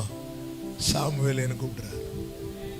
ஏங்க, ஒருத்தங்களை நோக்கி வார்த்தை வருதுனாலே இன்னும் அவங்களுக்கு வாய்ப்பு இருக்குன்னு அர்த்தம். காயின் காணிக்கை அங்கீகரிக்கவில்லை, உண்மைதான். ஆனா வார்த்தை இல்ல, நீ நன்மை செய்தால் உனக்கு அப்போ வாய்ப்பு இருக்கு. காயினே, நீ போய் உன்னை மாத்திட்டு வா, நான் அங்கீகரிக்கிறேன். அப்படிதான் அர்த்தம். கர்த்தர் ஒரு ஆள்கிட்ட எவ்வளவு தப்பு பண்ணியும் ஒரு ஆள்கிட்ட ஆண்டவர் பேசுறத நிறுத்திட்டார்னா ரொம்ப கஷ்ட காலம்னு அர்த்தம். நான் விலகினதுக்கு அப்புறம் இன்னும் பேசுறாருன்னா என்ன இருக்கு? சான்ஸ் இருக்கு. இந்த ஓப்னி பினேகாஸ் ஏலியின் பிள்ளைகள் அவங்க அவ்வளோ துணிகரம் கொள்றாங்க, விலகுறாங்க. தெய்வ பயம் கொஞ்சம் கூட இல்லை. நான் இது பேசுறதுனால ஒரு காரியத்தை நான் டச் பண்றேன். கடந்த நாள்ல எனக்குள்ளே ஒரு நடுக்கத்தையும் ஒரு வெளிச்சத்தையும் கொடுத்த வார்த்தை. உடன்படிக்கை பெட்டியை ரதத்தில் வச்சு கொண்டு வராங்க. கொண்டு வரும்போது காளைகள் என்னாச்சுன்னா அப்படி மிரளுது. உடனே பெட்டி என்ன செய்யுது? சரிது. யார் கை வச்சா? ஊசா கை வச்சா. அங்க யாரெல்லாம் நின்னா? ஒரு ஆளை சொல்லுங்க, தெரிஞ்ச ஒரு ஆளை சொல்லுங்க. தாவீது நின்னா. தாவீது ஏன் கை வைக்கல? அதாவது தெரிஞ்சா சொல்லணும், தெரியலன்னு சும்மா இருக்கணும். இந்த யோசிக்கிறது மாதிரி இருக்கிறதெல்லாம் எனக்கு பிடிக்காது. ஒன்று தெரிஞ்சிட்டுனா சொல்ல, இல்லை தெரியலைன்னா சும்மா இது இப்படி இருந்துட்டு. நாங்கள் லாஸ்ட் பெஞ்சில் இருந்து யோசிக்கிற ஆட்கள், அதனால எல்லா எக்ஸ்பிரஷனும் எங்களுக்கு தெரியும். ஏன் தாவீது கை வைக்கலன்னா பயம். ஊசா ஏன் கை வச்சான்? பயம் இல்லை. ஏன் பயம் இல்லை? அவன் வீட்டில் தான் இருந்துச்சு, பழகிட்டு. ஆராதனையா 30 வருஷம் அந்த வீட்டில் ஏறக்குறைய இருக்குது பெட்டி. இருந்து இருந்து பழகிட்டு. நம்ம சர்ச்சிலே பிறந்து வளர்ந்தனால நிறைய நமக்கு எது நஷ்டப்படுறதுக்கு நிறைய வாய்ப்பு தெரியுமா? தெய்வ பயம். அந்த இடத்துல தான் எல்லாரும் அது உடன்படிக்கை பெட்டி சரியும் போது அவன் துணிஞ்சு கை வைக்கிறான், விழுந்துச்சு அடி. இப்ப ராஜா பார்க்கறான், இது அப்படியே ஓபேதேதோம் வீட்டில் கொண்டு வயன்னு. ராஜா சொன்னா நோ சொல்ல முடியும். இந்த சம்பவம் எல்லாம் தெரியுது. உடன்படிக்கை பெட்டி இப்ப எங்க வருது? எப்படி ரிசீவ் பண்ணிருப்பாங்க? முழங்கால் போட்டிருப்பாங்களா இல்லையா? முழங்கால் போட்டிருப்பாங்களா? ஏன்னா எப்போ அடி விழும்னு தெரியாது. ஒருத்தன் அதை அசால்ட்டா நினைச்சான், அடி விழுந்துச்சு. நான் நினைக்கிறேன் அந்த ஃபேமிலியே நீல் டவுன் போட்டிருக்கோம். ஆண்டவரே, இதற்கு நாங்க பாத்திரவான்களே அல்லப்பா. ஆண்டவரே, கிருபையாய் கிருபையாய் இறங்கும், கிருபையாய் இறங்கும். 3 மாதம் அந்த பெட்டி ஓபேதேதோம் வீட்டில் இருந்துச்சு. கர்த்தர் அங்கே ஆசீர்வதித்தார். நான் பிதாவானால் எனக்குரிய கனம் எங்கே? நான் எதுக்கு சொல்றேன்னா, நம்ம பாஸ்டர்ஸ் பிள்ளைங்க இருக்கிறோம், சர்ச்சிலேயே பிறந்து வளர்ந்தவங்க இருக்கிறோம். எங்க வீட்டு எங்க சர்ச் ஆரம்பத்தில் எப்படின்னா, ஸ்கிரீனை விளக்குனா ஸ்டேஜ், ஸ்கிரீனை மூடுனா வீடு. அப்போ சண்டே பலிபீடம் தான் மண்டை எங்களுக்கு, நாங்க உருண்டு விளையாடுற வீடு. இப்படி வளர்ந்தவங்க, இப்படி வளர்க்கப்பட்டோம். இதனால இது நமக்கு கிடைச்ச பாக்கியம். அதே நேரத்தில் நமக்கு எது நஷ்டமாயிடக்கூடாது தெரியுமா? தெய்வ பயம். இந்த துணிகரம் இருக்குல்ல, அதெல்லாம் பார்த்துக்கலாம், அதெல்லாம் பார்த்துக்கலாம். நாங்க பார்க்காததா? நாங்க பார்க்காத சுத்திகரிப்பா? நாங்க பார்க்காத ஈஸ்டரா?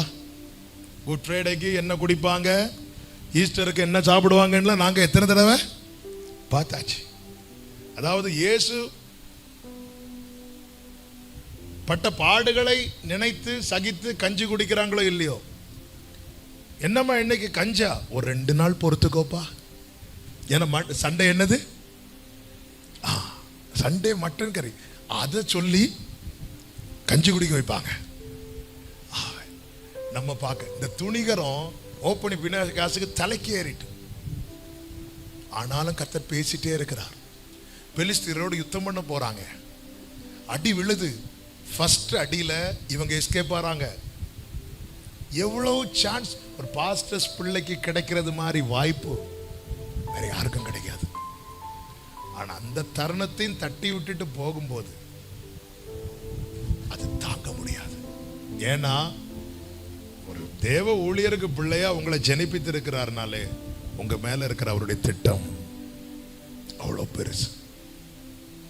சத்தியத்தை அறிவீர்கள், சத்தியம் உங்களை விடுதலையா. இப்போ எலிசா மேல சால்வையை போட்டதும் வேற ஒண்ணுமே சொல்லல. அப்படி சால்வையை போட்டு நான் நினைக்கிறேன் எலியா, நீங்க அது கவனிச்சீங்கன்னா தெரியும், இறங்கி வந்தார், சால்வையை போட்டார், திரும்பி போயிட்டு இருக்கிறார். 20வது வசனத்தை வாசிங்க. மாடுகளை விட்டு எலியாவின் பிறகு ஓடினா எலியா என்ன பண்ணி போதும். எலியாவின் பிறகு ஓடினா எலியா என்ன பண்றாரு? சால்வையை போட்டா திரும்பி ஓடுறார். இனி எலிசாவே, இனி உன்னுடைய ஆப்ஷனுக்கு விட்டாச்சு. உன் மேல இருக்கிற என் திட்டத்தை நான் சொல்லிட்டேன். அதன் அடையாளமா என்ன திட்டம்? என் ஸ்தானத்தில் உன்னை நான் வைக்க போகிறேன். இனி எஸ் சொல்றதும் நோ சொல்றதும் உன்கிட்ட தான் இருக்கு. அதாவது ஊழியம் என்பது ஆண்டவர் வற்புறுத்தி நம்மை செய்ய வைக்கிறது கிடையாது. பிரியமான கர்த்தருடைய பிள்ளைகளே, ஒருத்தவங்களுடைய வற்புறுத்தலின்படியோ வேற வழி இல்லாததுனாலயோ இந்த கலப்பையின் மேல தயவு செய்து கையை வச்சிடாதீங்க. அவர் மேல இருக்கிற அன்பின் நிமித்தம் மட்டும். இப்போ என்ன பண்றான்னா, எலிசா பார்க்கிறோம், திடீர்னு நடக்குது.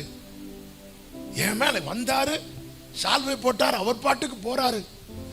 அந்த அன்பினால உள்ளம் பொங்க இப்பொழுது எலிசா என்ன பண்றாருன்னா ஓடுறார். ஓடி எங்க போறாருன்னா எலியா கிட்ட ஓடி, நான் எங்க அப்பா அம்மாவை மட்டும் கிஸ் பண்ணிட்டு வந்துறேன் அப்படி சொல்லும் போது, இப்ப எலியா திரும்பி எலிசா கிட்ட வேற எதுவுமே சொல்லல. ஒன்னே ஒன்னு சொல்றார், நான் உனக்கு செய்ததை நினைத்துக்கொள். ஆமென். ஆண்டவர் நமக்கு செய்ததை நினைக்க மறக்கிறோம்னா நம்மளால ஊழியம் செய்ய முடியாது.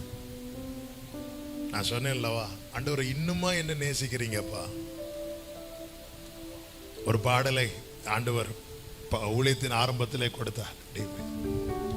எனில் என்ன கண்டீர், என்னை நேசிக்க இப்பாவிக்கு தகுதி இல்லையே. எனில் என்ன கண்டீர், என்னை நேசிக்க இவ்வேளைக்கு தகுதி இல்லையே. என் பலவீனம் அறிந்தும் நீர் நேசித்தீர், என் குறைகள் தெரிந்தும் நீர் நேசித்தீர். எனில் என்ன கண்டீர், என்னை நேசிக்க இப்பாவிக்கு தகுதி இல்லையே. என் இயேசுவே. நீ ஏன் ஊழியத்துக்கு வந்த? அடுத்து வேற யாரும் இல்லை, அதனால வேற வழியே இல்லை. நான் நிறைய வேலைக்கு போய் ட்ரை பண்ணி பார்த்தேன், இல்லை. ஊழியத்து வரலன்னு ஆண்டவர் அடிச்சிருவேன்னு ஒருத்தங்க வந்து தீர்க்க தரிசனம் பேதருட்ட ஆண்டவர் வச்ச ஸ்தாபனங்களில் வைக்கிற இன்டர்வியூலாம் அட்டன் பண்ணா ஊழிய ரிஜெக்ட் ஆகிறதுக்கு நிறைய வாய்ப்பு உண்டு. ஆனால் ஆண்டவர் வைக்கிற இன்டர்வியூவில் ஒரே கொஸ்டின் திரும்ப திரும்ப கேட்பார், அன்பா இருக்கிறியா? அன்பா இருக்க என்ன செய்யணும்? நான் உனக்கு செய்ததை நினைத்துக்கொள். நான் உனக்கு என்ன பண்ண? எங்க நம்முடைய வீக்னஸ், என் வீக்னஸ் மட்டும் இங்க இருக்கிறவங்களுக்கு தெரிஞ்சிருந்தா இங்க என்ன விட்டுருப்பாங்க? இப்போ போர்டு வச்சிருக்கிறத பார்த்தேன், என் வீக்னஸ் தெரிஞ்சிருந்தா தூத்துக்குடி என்ட்ரன்ஸ்லேயே வச்சிருப்பாங்க, இந்த ஆளை தயவு செய்து உள்ள விட்டுறாதீங்க. என்கிட்ட வெளிப்பட்ட பிளஸ்ஸை வச்சு மட்டும்தானே இன்னைக்கு கூப்பிட்டு பயன்படுத்தப்பட்டது. என்கிட்ட எவ்வளோ மைனஸ் உண்டு தெரியுமா? அவருடைய அன்பு அதெல்லாம் பிளஸ் ஆக்குச்சு. எனக்கு தெரியும், என்னால் அது சொல்ல முடியாது. அப்போ என் பிளஸ்ஸை மட்டும் பார்த்து இன்னைக்கு கூப்பிட்டு பயன்படுத்துகிறவங்க இருக்க, என் மைனஸை அறிந்து அவர் நிற்க வைத்தார்னா, ஆண்டவர் சொல், நான் உனக்கு செய்ததை, நான் உனக்கு செய்ததை. இப்போ எலிசா போறாரு. எலிசா போனது எதுக்கு தெரியுமா? அப்பா அம்மாவை கிஸ் பண்ண. நான் போய் என்ன பண்றாரு தெரியுமா? அவர் உழுதுட்டு இருந்தார்ல ஏர்போர்ட்டி, அந்த மாடை பிடிச்சு முதல்ல அடிக்கிறார். அடுத்து அந்த ஏற என்ன செய்யறாரு? எரிக்கிறார். பார்க்கிறார், இது இருந்தா நாளைக்கு திரும்ப வர்றதுக்கு வாய்ப்பு. நம்ம எல்லாம் பல நேரத்தில் பீட்டர் மாதிரி வலையை சுருட்டி வைப்போம். ஒருவேளை ஊழியம் செட் ஆகலைன்னா திரும்ப வந்து வலையும் போட்டையும் எடுத்துட்டு போயிடலாம். எலிசா பார்க்கிறார், அதை நினைக்க நினைக்க இதை செய்யறதுக்கு போகல. எலிசா கிஸ் பண்ண போனார், ஆனா கண்ணு உறுத்துது. ஒருவேளை நாளைக்கு நான் டவுன் ஆகி திரும்ப வந்துட்டேன்னா அடிச்சிரு. பவுல் சொல்றார், எனக்கு லாபமானவைகளை நான் நஷ்டம் என்றும் குப்பை என்றும் எண்ணினேன்கிறார். அடுத்து சொல்றார், எண்ணிக்கொண்டிருக்கிறேன்கிறார். அடுத்து சொல்றார், விட்டுட்டேன்.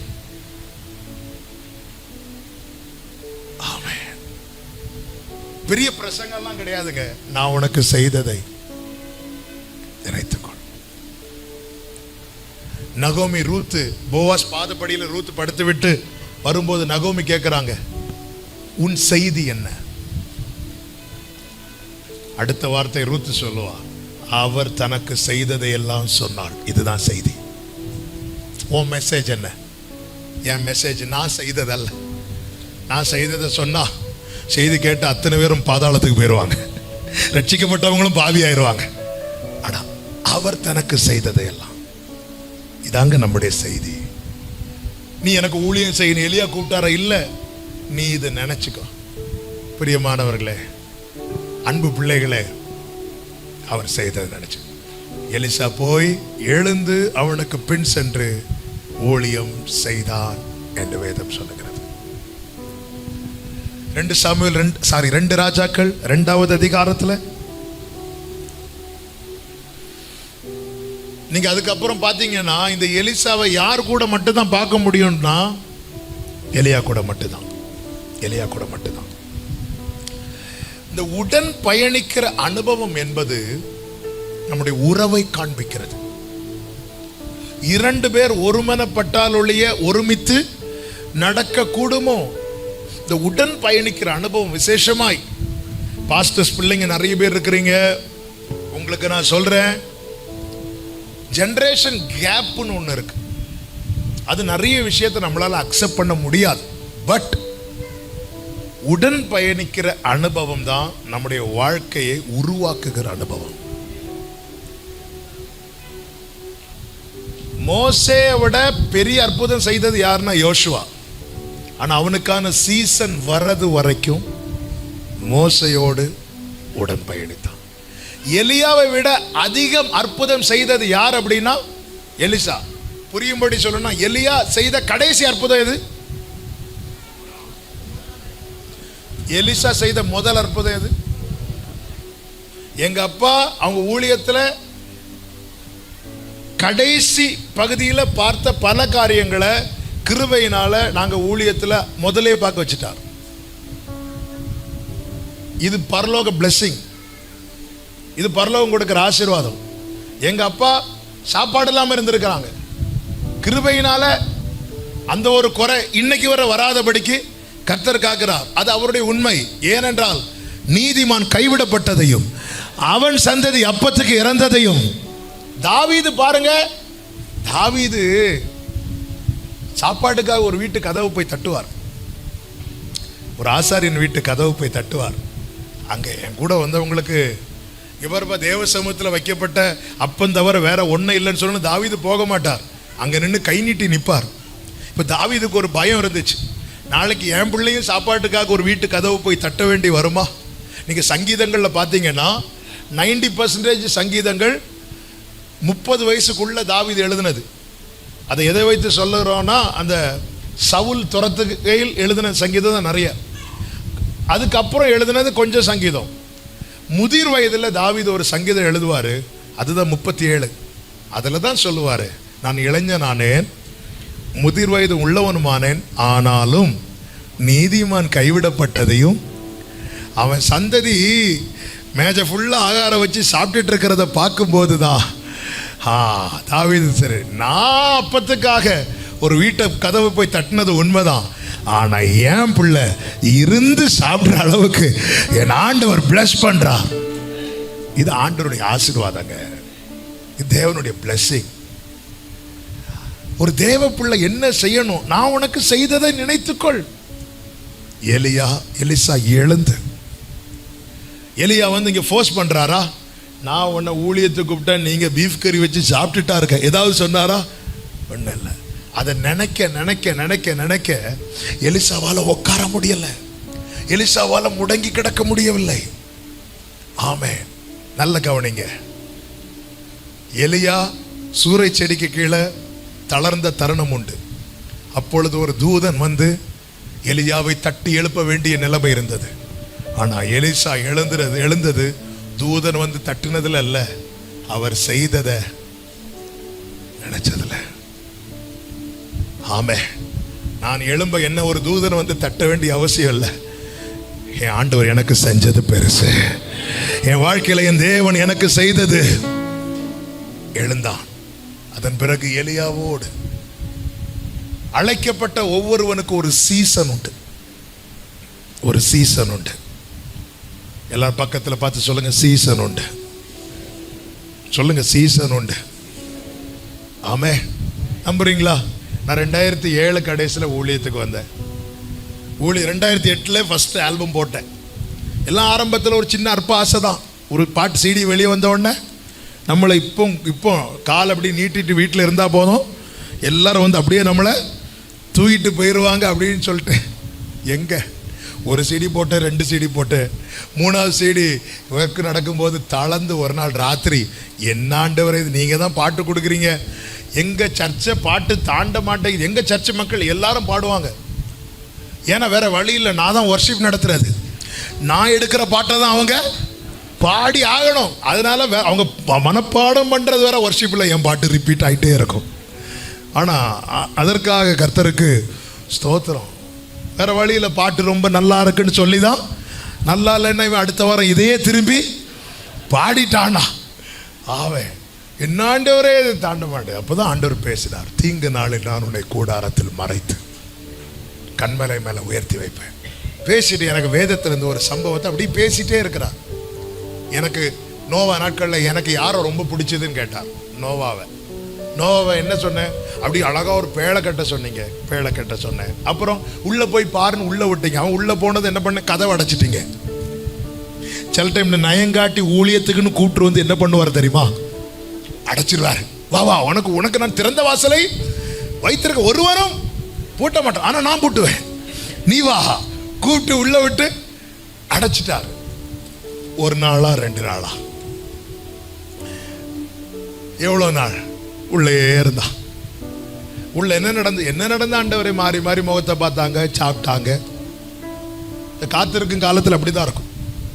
எலியாவுக்கு ஒரு 3 வருஷம் காத்திருக்க வைத்தார். உண்மையிலே எலியாவை அங்கே இங்கே ஓட வைத்தது ஒரே காரியத்துக்காக. எதுக்கு தெரியுமா, நீ கேரி தாட்டண்டையில் ஒளித்திரு, அங்கே நான் காகத்துக்கு கட்லெட், இங்கே இருந்து சாரிபாத்துக்கு போ. எதுக்கு போக சொன்னார்? இந்த காத்திருக்கும் காலம் நம்மளை பார்க்க 4 பேருக்கு கொஞ்சம் அற்பமாக தான் தெரியும், பரிதாபமாக தான் தெரியும். ஆனால் சீசன் வரும் பாருங்க. எலியாவை நீ உன்னை காண்பி, நான் கட்டளையிடுவேன். அதன் அர்த்தம் நீ போய் அங்கே நிற்கும் போது பரலோகம் உனக்காக வேலை செய்யும். ஆமென் சொல்லுங்க பார்க்கலாம். ஹல்லேலூயா. இனி இந்த ஊரே சாப்பிடணும்னா நீ ஜெபம் பண்ணணும். இதான் சீசன். அப்போ ஆண்டவர் பேசினார், அடைச்சேன்ல உள்ள, நான் வெளியே விட்டேன்ல, வெளியே விட்டீங்க ஆண்டவரே. நான் அடைக்கும் போது பேழை எங்கே இருந்துச்சு, தரையில் இருந்துச்சு. வெளியே விடும்போது பேழை எங்கே இருந்துச்சு, உயரத்தில் இருந்துச்சு. இதுதான் ஏற்ற காலத்தில் அவர் உங்களை உயர்த்தும்படிக்கு அவருடைய பலத்த கைக்குள்ளே தீங்கு நாளிலே கூடார மறைவிலே ஒளித்து வைத்தீரே உம் வேளைக்காகவே. தீங்கு நாளிலே கூடார மறைவிலே ஒளித்து வைத்தீரே உம் வேளைக்காகவே. கண்மலை மேல் என்னை உயர்த்தி வைத்தீரே, துதிக்கும் புது பாடல் என் நாவில் தந்தீரே. கண்மலை மேல் என்னை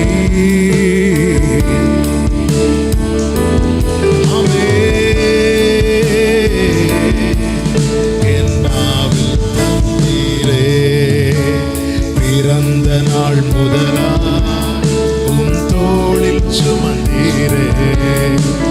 தகப்பனிலும் மேலாய் தனி பாசம் வைத்தீரே. பிறக்கும் முன்னமே என் பெயரை அறிந்தீரே. அமயமலை அழகாக வரைந்தீரே. பிறக்கும் முன்னமே என் பெயரை அறிந்தீரே. அவயம் அனைத்துமே அழகா. அப்படியே கைகளை உயர்த்தி சொல்லுவோம், என்னிடம் உள்ளதையே, என்னிடம் உள்ளதையே உம்மிடம் ஒப்படைத்தேன். அண்ணா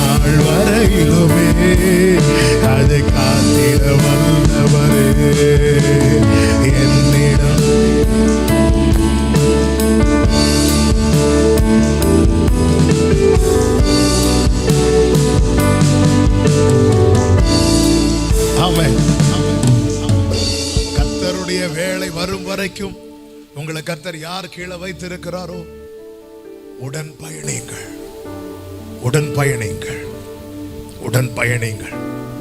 அவங்களுக்கு கொடுக்கப்பட்ட வெளிப்பாடை விட உங்களுக்கு கொடுக்கப்பட்ட வெளிப்பாடு அதிகமா இருக்கும். ஆனா உங்க சீசன்ல தான் அது ஒர்க் அவுட் ஆகும். யோசேப்புக்கு கொடுக்கப்பட்ட கிஃப்டே சொப்பனத்தை சொல்றது, சொப்பனத்துக்கு அர்த்தம் சொல்றது. ஆனா அவனுடைய சீசன் வரது வரைக்கும் அது அவனுக்கு கை கொடுக்கல. 17வது வயதுல சொப்பனத்தை குறித்து பேசுறான், இருக்கிறத புடுங்கி விட்டாங்க. அவனுடைய சீசன் வந்த போது பேசுகிறான், சிங்காசனத்தில் உட்கார்றான். வெளிப்பாடு ஜாஸ்தியா இருக்கும். நான் ப்ரீச் பண்ண 2008 ஊழியத்துக்கு வந்தேன். எனக்கு அப்போல்லாம் பிரசங்கம் வராது. அதுக்குன்னு ஆண்டவர் ஜெபம் பண்ண வச்சார். அதுக்கு 2010 கொஞ்சம் கொஞ்சமாக பேச ஆரம்பிக்கிறேன். ஒரு நாள் எங்கள் அப்பா என்னை சர்ச்சில் வந்து ஒரு சின்ன மெடிடேஷன் கொடுக்க விட்டாங்க. அது 1 மாதத்துக்கு முன்னாடியே சொன்னாங்க. 1 மாதமாக தூக்கம் இல்லை. ஏன்னா அவர் வசன மலை. அவர் பேசின பிரசங்கத்தை கேட்ட ஜனங்கள் நாம் போய் வர்ஷிப் பண்ணதே சகிச்சிட்டு இருக்கிறாங்க. இனி நான் மைக் எடுத்து ப்ரீச் பண்ண ஆரம்பிச்சா எடுத்தேன், பேசினேன். 5 நிமிஷம் எல்லாரும் இப்படியே இருந்தாங்க. மெசேஜ் எழுதணும்னு கொண்டு வந்த டைரி எல்லாம் மூடப்பட்டது. அது நம்ம மைக் எடுத்தாலே மூடிடும். பைபிள் திறக்கிறதே பெரிய விஷயம். அப்படியே ஒரு பாயிண்ட் போச்சு. அப்படியே அதில் ஒரு வெளிப்பாடு வந்ததும் மூடின டைரி எல்லாம் ஓப்பன் ஆகுது. அதை பார்க்கும்போது நமக்கு அந்த கூஸ்பம்ப் மூமெண்ட் மாதிரி எல்லாரும் அப்படி தலை நிமிர்ந்தாங்க. எல்டர் சீனியர்ஸில் அப்படி பார்த்தாங்க, அப்படி இருந்தாங்க. நான் கேட்காமலே ஆமேன்னு சொன்னாங்க, அல்லேலூயா சொன்னாங்க. நான் நினச்சிட்டேன் அங்கீகரிக்கப்பட்டு விட்டேன் என்று. அடுத்த மெசேஜ் இப்போ அடுத்த வாரம் தருவாங்கன்னு பார்த்தேன். சாயங்காலம் விடியற்காலமாகி 1 நாள் அல்ல, பல நாள் ஆனது, பல மாதங்கள் ஆனது. ஏன்னா நமக்கு ஏதாவது இப்போ நான் பேசி மைக்கு பிடிச்சிட்டோம், பேச ஆரம்பிச்சிட்டோம். ஆண்டவரே இதில் வெளிப்பாடு தர்றீங்க. சாட்டர்டே ஆனால் எங்கள் அப்பா முன்னாடி அங்கே நடப்பேன், இங்கே நடப்பேன். அவங்க தவறியாவது நாளைக்கு நீ பேசுறியான்னு கேட்க மாட்டாங்களான்னு கேட்கறதுக்கு அவங்களுக்கு தெரியும் இவனுக்கு எப்போ கொடுக்கணும். திடீர்னு 1 மாதம் கழிச்சு சொல்லுவாங்க, நாளைக்கு நீ பேசும்பாங்க. 2 மாதம் கழிச்சு சொல்லுவாங்க. ஆண்டவர் என்ன பண்ணார் தெரியுமா? முறுமுறுக்க வைக்கல, அடங்கி இருக்க வைத்தார். ஆமென். நமக்கு வந்து ஆண்டவர் ஒன்று காட்டுறாருன்னா உடனே அடுத்த நாளே பெரிய ஆள் ஆகிறதுக்கு இல்லை. நம்மளை கருத்தை நேசிக்கிறார் என்பது அடையாளம். வெளிப்பாடு கொடுக்கப்பட்டது என்பது அது நீதான்ப்பா, இது நீதான் பேசணும், அதுக்கு இல்லை. கர்த்தர் நம்மளை நேசிக்கிறார், நேசிக்கிறார். ஏங்க யோவான் வெளிப்படுத்தின விசேஷம் எழுதி எத்தனை நாட்களுக்கு அப்புறம் வெளியே வந்துச்சு. ஆனால் யோவானை நீ எழுது. சிங்கத்து கூட தாவீது ஃபைட் பண்ணது யாருக்கும் தெரியாது, நீ ஃபைட் பண்ண. கரடி கூட ஃபைட் பண்ணது யாருக்கும் தெரியாது, அப்ரிஷியேட் பண்ண கைத்தட்ட யாரும் கிடையாது. சவுல்கிட்ட போய் தாவீதுக்கு மீட்டிங்கை பற்றி, தாவீதை பற்றி சொல்றதுக்கு தாவீது தான். நான் அதை இப்படி சொல்லுவேன், ஃபர்ஸ்ட் மீட்டிங்கெல்லாம் தாவீது அவருக்கு போஸ்டர் அவரே ஓட்டிகிட்டு இருந்தார். ஆமென். பிராக்கெட்டில் தாவீது, பிராக்கெட்டில் சிங்கத்தையே கரடியை கொல்லும் வரம் பெற்றவர், அவரே ஓட்டினார். ஏங்க இதெல்லாம் அப்படிதாங்க இருக்கும். என்னங்க போஸ்டர் ஓட்டிட்டு இருக்கீங்க? சர்ச்சில் ஒரு மீட்டிங்க, யார் ப்ரீச் பண்ணுறா? போஸ்டரை பாருங்க. என்னங்க உங்களை மாதிரி இருக்கு? நான் தான். இதான் ஆரம்பம். ஆனால் ஒரு சீசன் வந்து பாருங்க, தாவீதே நீங்க அமைதியா இருங்க, தாவீதே நீங்க சும்மா நடந்து போங்க, தாவீதே. ஸ்திரீகள் பாடினார்கள், சவுல் கொன்றது 1000, தாவீது கொன்றது. சீசன், அந்த சீசன் வர்றது வரைக்கும் எலிசா எலியாவோடு பயணித்தான். நான் ரொம்ப இன்னைக்கு மிஸ் பண்றது, எனக்கு ஒரு குறை இல்லை, கிருபையினால போதும்னு சொல்ற அளவுக்கு ஆண்டவர் நிறைய கொடுத்துருக்கு. ஆனா எங்க அப்பாவோடு இருந்த தருணத்தை நான் மிஸ் பண்றேன். நான் அடுத்த ஜென்ரேஷனில் யாராவது என்கிட்ட பர்சனலாக பேசினா அவங்கள்ட்ட சொல்கிற ஒன்று தான், நீ அப்பா கூட இருக்கிறீங்களா? கொடுத்து வச்சவங்க. ஒரு வாட்டி எங்கள் அப்பா ரூம் டோர் வந்து கிளாஸ் டோர். நான் வெளியே இருக்கிறேன். எங்கள் அப்பா பைபிள் ஏதோ படிச்சுட்டு ஏதோ எழுதிட்டு இருக்கிறாங்க. அப்போ நான் இப்படி சோஃபாவில் வெளியே இருந்துட்டு எங்கள் அப்பா அந்த கிளாஸோட எங்கள் அப்பாவை பார்த்துட்டு இருக்கிறேன். அப்பா கிட்ட போய் கொஞ்சம் பைபிள் கேட்கலாமா, பைபிள்னா ஏதாவது சொல்லிக் கொடுங்கப்பான்னு கேட்கலாமா அப்படி சொல்லிட்டு இருக்கிறேன். அப்புறம் நானே நினைக்கிறேன், அதுக்கு போகிறோம் கேட்கலாம், அப்புறம் கேட்க முடியல, அவ்வளோதான். இப்படிப்பட்ட சின்ன சின்ன காரியங்கள் வந்து என்னை ரொம்ப பாதிச்சுது.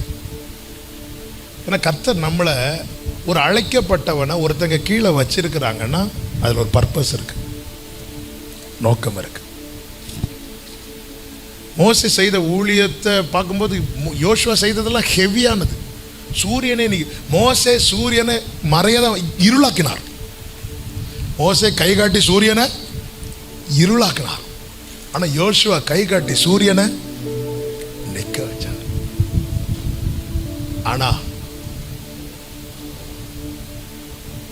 யோசுவாவின் சாப்டர் எப்படி ஆரம்பிக்கும் தெரியுமா? மோசேயின் ஊழியக்காரனாகிய யோசுவா. ஆனா யோசுவாவின் சாப்டர் எப்படி முடியும் தெரியுமா? கர்த்தருடைய ஊழியக்காரனாகிய யோசுவா. அப்ப நம்முடைய ஆரம்பத்தை இப்படிதான் வச்சிருக்கிறார். ஆனா இப்படி முடியக்கூடாது, இப்படி முடியக்கூடாது. எங்க அப்பா என்ன செஞ்சாங்க அதை விட அதிகமா நான் செய்யணும்.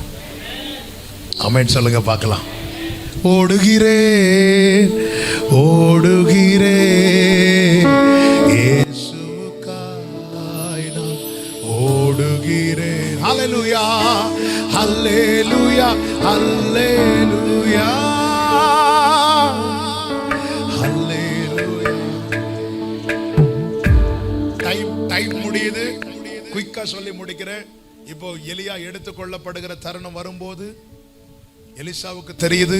எலிசாவுக்கு மட்டும் தெரியல, பெத்தேலில் இருக்கிற எரிகோவில் இருக்கிற தீர்க்கதரிசிகளின் புத்திரருக்கும் இந்த விஷயம் தெரியுது. நல்லா புரிஞ்சுக்கோங்க. எல்லாருக்கும் மேட்ரு தெரியுது. ஆனா எல்லாரும் அவங்கவுங்க ஸ்தானத்திலே இருந்துட்டாங்க. எலிசா மட்டும் எலியாவோடு இணைந்து பயணிக்கிறான். என் அறிவினால் நான் எதையும் அடைய போகிறது இல்லை, அவரோடு இருக்கிற அனுபவத்தில் மட்டும்தான் நான் பெற்றுக்கொள்ள போகிறேன். எனக்கு தெரியாதது, எனக்கு தெரியாது, எங்களுக்கு கிடைக்காத வெளிப்பாடா வச்சுக்கோங்க. வெளிப்பாட தீர்க்கதரிசிகள் புத்திரர் சொல்றாங்க, அவர் எடுத்துக்கொள்ள போறார் தெரியும்ல. எலியா சொல்ற எல்லாம் தெரியும், நீங்க அமைதியா இருங்க. எலிசா இப்போ எலியாவே சொல்றாரு எலிசா கிட்ட, நீ என் கூட வராதேன்னு. நான் வருவேன், நான் வருவேன். அதான் உறவுல உறுதியா இருக்கணுங்க. நேற்று எங்க சர்ச்சிலே ஆண்டவர் தான் பேச வச்சார். சில மாதங்களாக இதான் ஆவியானவர் பேச வச்சிட்டு இருக்கிறார். ஆண்டவரோட உறவுல ஒருத்தன் உறுதியா இருந்தால் மட்டும்தான் அடுத்த நிலைக்கு போக முடியும். நான் 24 மணி நேரம் முழங்கால் போட்டு ஜோம் பண்றவனா இருக்கிறேன்னு வச்சுக்கோங்களேன், எனக்கு ஆண்டவருக்கு எந்த பர்சனல் ரிலேஷன்ஷிப்பும் இல்லைன்னா, நான் டெய்லி 40 அதிகாரம் படிக்கிறேன்னு வச்சுக்கோங்களேன், ஆனா எனக்கும் அவருக்கும் இடையில எந்த ஒரு பர்சனல் ரிலேஷன்ஷிப்பும் இல்லைன்னா, வேதம் சொல்லுகிறது நான் தீர்க்க தரிசனம் வர உடையவனா இருந்தாலும் அன்பு எனக்கு இராவிட்டால், அவ்வளவு பேருக்கு தெரியுது இல்ல எலியாவை எடுத்துக்கொள்ள போறாங்க, ஒரு ஆளாவது கூட வராங்களா? அறிவு நல்லது, ஆனா அதுக்கு மேல அவரோடுள்ள அனுபவம் ரொம்ப முக்கியம். இந்த எலிசா தீர்க்கதரிசியின் புத்திரர்லாம் கிடையாது, ஆனா உறவுல உறுதியா இருந்தவன். ஆண்டவர் ஞானிகளை வெட்கப்படுத்த யோர்தானுக்கு பக்கத்துல வரும்போது பைபிள்ல ஒரு வார்த்தை இருக்கிறது, 2வது அதிகாரம் அதனுடைய 7வது வசனத்தை வாசிங்க. தீர்க்கதரிசிகளின் புத்திரரில் 50 பேர் தூரத்திலே பார்த்து கொண்டு நின்றார்கள். அவர்கள் இருவரும் எலியாவும் எலிசாவும் யோர்தான் கரையிலே. ஆமென். பிரியமானவர்களே, நமக்கு என்னதான் வரங்கள் இருந்தாலும், என்னதான் ஆழமான அறிவு இருந்தாலும், உறவுல விரிசல் இருக்கும்னா நம்ம இன்னும் எங்க தான் இருக்கிறோம் தெரியுமா? தூரத்துல தான் இருக்கிறோம். இவங்க 2 பேர் நிக்கிறாங்க. இப்பொழுது எலியா என்ன பண்றாருன்னா, சால்வை எடுத்து யோர்தான் அடிக்கிறார், 2ஆக பிளக்கிறது. இதை யார் பார்க்கிறா தெரியுமா? எலிசா பார்க்கிறான். சில காரியத்தை கர்த்தர் ஏன் பார்க்க வைக்கிறார் தெரியுமா? நாளைக்கு நம்மளை கொண்டு செய்ய வைப்பதற்காக. நம்புறவங்க ஆமென் சொல்லுங்க பார்க்கலாம். தூரத்துல இருந்து 50 பேர் பார்த்துட்டு இருக்காங்க, அவங்க பார்வையாளர். இந்த எலிசா பங்காளன். ஊழியத்துல பார்வையாளனா இருக்கக்கூடாது. அந்த 50 பேர் எலியா செஞ்சதையும் பார்த்தாங்க, எலிசா செஞ்சதையும். அவங்க வேலை பார்க்கறது மட்டும்தான், நம்ம வேலை பார்க்கறது மட்டும் கிடையாது. இன்னைக்கு என் கண்கள்ல கர்த்தர் எதை காண வச்சாரோ, நாளைக்கு கர்த்தர் அதை என்ன கொண்டு நம்புறவங்க மட்டும் கைகளை தட்டி ஆண்டவருக்கு மகிமை. எதை என் கண்ணில், அதாவது நிறைய விஷயத்தை பார்த்துட்டோம், நிறைய இடத்துல பார்த்துட்டோம். சில இடத்துல கொண்டு வந்து சில காரியத்தை பார்க்க வைக்கிறார். எதுக்கு பார்க்க வைக்கிறார்? 50 பேர் தூரத்துல இருந்து எலியா செஞ்சதை பார்த்தாங்க. இந்த எலிசாவோட அவங்க சீனியர்ஸ், எலிசாவோட தீர்க்கதரிசிகளின் புத்திரர் வேற. ஆனா அவங்க வேலை பார்க்கறதோட சரி. ஆனா இவன் கூட நிக்கிறவன் இன்னும் கொஞ்ச நேரத்துல எலிசா செய்யறான். எலிசா செய்யறதே அவங்க பார்க்கறாங்க. நீங்க இத்தனை வருஷம் ஊழியத்தில் என்ன செஞ்சீங்க? அவங்க செஞ்சதையும் பார்த்தோம், இவங்க செஞ்சது. கர்த்தர் நம்மளை சில காரியத்தை பார்க்க வைக்கிறாரா? ஆமென். அதனால அந்த கோலியாத்தை வந்து நின்னதும் எல்லாரும் அவனை பார்த்தாங்க. தாவீது மட்டும், என்ன இங்க கர்த்தர் கொண்டு வந்ததற்கு ஒரு முகாந்திரம் இல்லையா? பர்பஸை பாருங்க. என்ன ஏன் சில நேரத்தில் இது டச் பண்ணனால ஒரு காரியத்தை சொல்றேன். சில ஆழங்கள்ல உங்களை மட்டும் கொண்டு போவார். அந்த 50 பேருக்கு இந்த ஆழத்தின் அனுபவம். அவங்க வந்து சேஃப் சவுண்ட்லயே இருக்கிறாங்க. எதுக்கு ரிஸ்க்? நம்ம இருக்கிற 50 ஆத்மா வச்சு அப்படியே ஓட்டி நம்ம காரியம் நடந்துட்டு தானே இருக்கு. சேஃப் சவுண்டுக்குள்ளேயே இருப்பாங்க. ஆனா எலிசாவுக்கு இது நியூ எக்ஸ்பீரியன்ஸ். ஆழத்தை காட்டி கொடுக்கிறார். சில ஆழத்தை காட்டி தருவதற்கு பின்னாட்களில் நமக்கு நன்மை இருக்கும். ஒரு நாளில் கூட இருக்கிற ஒருத்தன் வந்து சொல்றான், ஒருத்தன்ட்ட நான் இரவலுக்கு ஒரு கோடாரி வாங்கினேன். வாங்கி வெட்டும் போது அது கோடாரி என்ன ஆயிட்டு? தண்ணியில விழுந்துட்டு. எந்த தண்ணியில விழுந்து? யோர்தான்ல விழுந்துச்சு. இப்போ எலிசா வரார், எங்க விழுந்துச்சு? இதெல்லாம் ஒரு கேள்வியா? வேற யாராவது கேட்டிருந்தா சிரிச்சிருக்கலாம். ஆனா எலிசா கேட்ட சிரிக்க முடியாது. ஏன்னா அவன் அந்த ஆழத்துல கர்த்தர் நடக்க பண்ணியிருந்தார். சில பாதையில கர்த்தர் நம்மை நடக்க பண்ணுவது நாளை அந்த இடத்துல நம்மை ஆசீர்வாதமாய் வைப்பதற்கு. எங்க விழுந்துச்சு? கை காட்டு. அவங்களுக்கெல்லாம் புரியல. பிரவாகித்து ஓடுகிற யோர்தான்ல இன்னும் இந்த பக்கம் விழுந்துச்சு. எலிசாவுக்கு தெரியும், ஏன்னா இதே இடத்துல கர்த்தர் என்னை நடக்க பண்ணி இருக்கிறார். அதனாலதான் பவுல் சொல்றார், நாங்கள் உபத்திரவப்பட்டது உங்களுக்கு நல்லது. சில பாதையில கர்த்தர் உங்களை நடக்க பண்றார்னா, நாளைக்கு இதே பாதையில் நடக்கிற அநேகருக்கு கர்த்தர் உங்களை ஆசீர்வாதமாய் வைப்பதற்கு நம்புறவங்க கைகளை உயர்த்தி ஆமென் சொல்லுங்க பார்க்கலாம். சால்வையை போட்டது அவர் கிருபை. இந்த ஒரு வார்த்தையை சொல்லி நான் ஜெபிக்கிறேன். இப்ப எலியா எடுத்துக்கொள்ளப்பட்டாச்சு. சால்வை எங்க கிடக்கு? கீழே கிடக்கு. எடுக்கணுமா வேண்டாமா? எலிசாவை அது உன் கையில தான் இருக்கு. அந்த சைடுல உடன்படிக்கையில் அவர் கையெழுத்து போட்டார். அந்த உடன்படிக்கை எப்பொழுது உறுதியாகும் தெரியுமா? நான் கையெழுத்து போட்டதுக்கு அப்புறம். ஒரு திருமண ஒப்பந்தத்தில் கூட புருஷன் முதலாவது கையெழுத்து போட்டுருவாங்க. அந்த அந்த சர்டிபிகேட் எப்போ கையில கொடுப்பாங்க தெரியுமா? மனைவி கையெழுத்து போட்டதுக்கு அப்புறம். நான் பிறக்கும் முன்னமே என்னை குறித்த திட்டத்தில் பரலோகம் கையெழுத்து போட்டாச்சு. அதனாலதான் என் நிலைமையை பார்க்கல, என் தகுதியை பார்க்கல, என் பலனை பார்க்கல, எதுவும் பார்க்கல. வந்ததும் சால்வை தூக்கி போட்டாச்சு. இப்பொழுது இந்த சால்வை என் முன்னாடி இருக்கு. நான் எடுக்கணும்னு அதுக்கு முன்னாடி ஒன்று செய்யணும். என்ன செய்யணும் தெரியுமா? எலிசா என்ன செய்தான் தெரியுமா? தன் வஸ்திரத்தை கிழித்தான். தனக்கென்று ஒரு திட்டம் வச்சிருப்பான்ல. வஸ்திரத்தை கிழிப்பது எது அடையாளம் தெரியுமா? இருதயத்தை கிழிப்பது அடையாளம். ஏன் எனக்கு எடுக்கணும்னு ஆசை, ஆனா கை நீட்டி எடுக்க முடியல. ஏன் முடியல? எனக்குள்ள நிறைய நான் வச்சிருக்கிறேன். அப்படி செய்யணும், இப்படி செய்யணும், அது நடக்கணும், இது நடக்கணும். நான் என் திட்டத்தை உடைக்காம கிழிக்காம அந்த சால்வையை என்னால் எடுக்க முடியாது. எப்பொழுது எலிசா சால்வையை கையில் எடுத்தானோ அவனுடைய சீசன் ஆரம்பித்தது. நான் ஜெபிக்க விரும்புகிறேன். ஒரு 5 மினிட்ஸ் ஜெபிக்க விரும்புகிறேன். இருக்கிற எல்லாருமே ஊழிய வாஞ்சியோடு வந்திருக்கிறீங்க. உங்க மேல அந்த சால்வையை போட்டாச்சு. அந்த சைடு ஓகே. இனி இந்த சைடு ஓகே ஆகணும்னா நீங்க உங்களை தாழ்த்தி, என் சித்தமோ ஒன்றும் வேண்டாம், என் பிரியனே என் இயேசுவே, என் சித்தமோ ஒன்றும் வேண்டாம், என் பிரியனே என் இயேசுவே. எல்லாரும் அப்படி எழுந்து நிற்கலாமா? நமக்கு முன்னாடி தான் அந்த சால்வை இருக்கு. நமக்கு முன்னாடி தான்.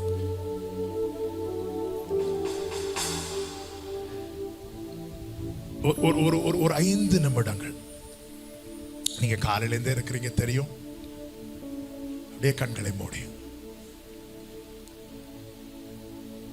அன்பு சகோதர, அன்பு சகோதரி, உன்னை குறித்த திட்டம் பெரியது. போன வாரத்தில் இந்த செய்தியை கர்த்தர் தியானிக்க வச்சு இன்னைக்கு உங்கள்கிட்ட பேச வச்சிருக்கிறாருன்னா சும்மா இல்லைங்க, சும்மா இல்லை. ஒருவேளை இன்னைக்கு நீங்க வர்றதுக்கு சாத்தியமே இல்லாம இருந்திருக்கலாம், ஆனா கர்த்தர் கொண்டு வந்திருக்கிறாருன்னா சும்மா கிடையாது.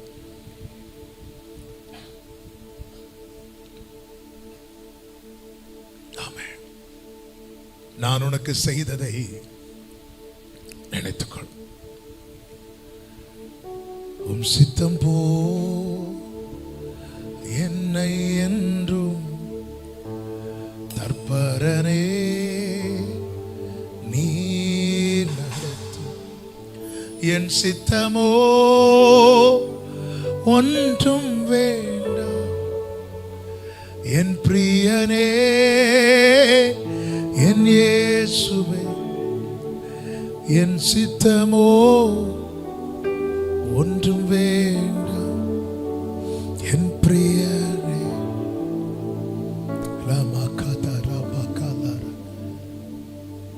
உங்க மேல போடப்பட்ட அவருடைய திட்டம் உங்க முன்னாடி இருக்கு. எலிசா, நீ கை நீட்டி எடுக்கலன்னா, ஆண்டவரே உம் சித்தம் அதை செய்ய தொடர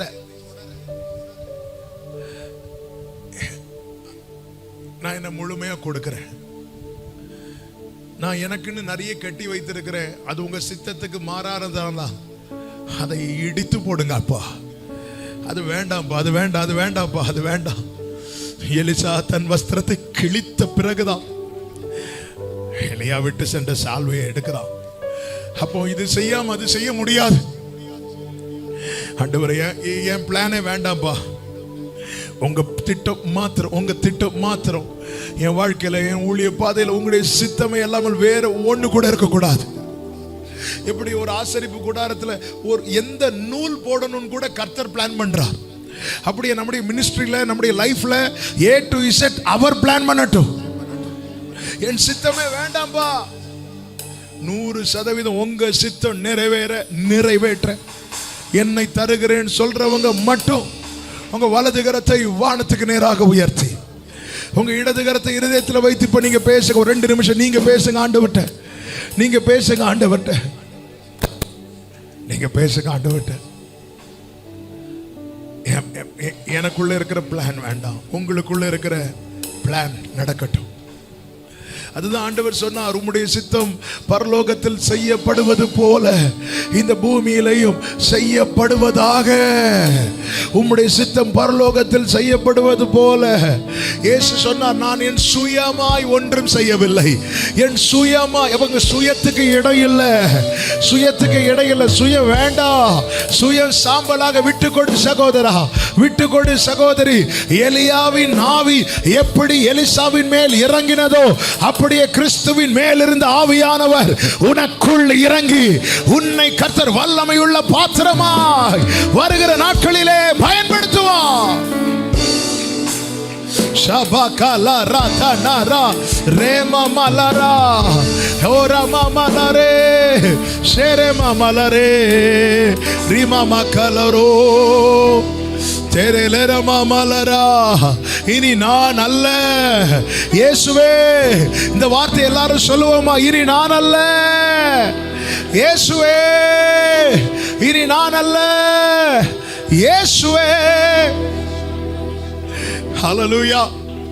எப்போது எலிசா தன் வஸ்திரத்தை கிழித்து சால்வையை கையில் எடுத்தானோ, இந்த வேடிக்கை பார்க்கிற கூட்டம் தூரத்துல இருந்து பார்த்தவங்க என்ன சொன்னாங்க தெரியுமா? இது எலிசான்னு சொல்லல, எலியாவின் ஆவி இவனுக்குள்ள இருக்குனாங்க. என்னை பார்க்கிறவங்க கிறிஸ்துவ பார்க்கணும்னா என்னுடைய அர்ப்பணிப்பு அவசியம். கிறிஸ்துவுக்குள் என் ஜீவன் இணைந்து மறைந்துள்ளது. கிறிஸ்துவுக்குள் என் ஜீவன் இணைந்து மறைந்துள்ளது. ரெண்டு கைகளை உயர்த்தி சொல்லுவோம்.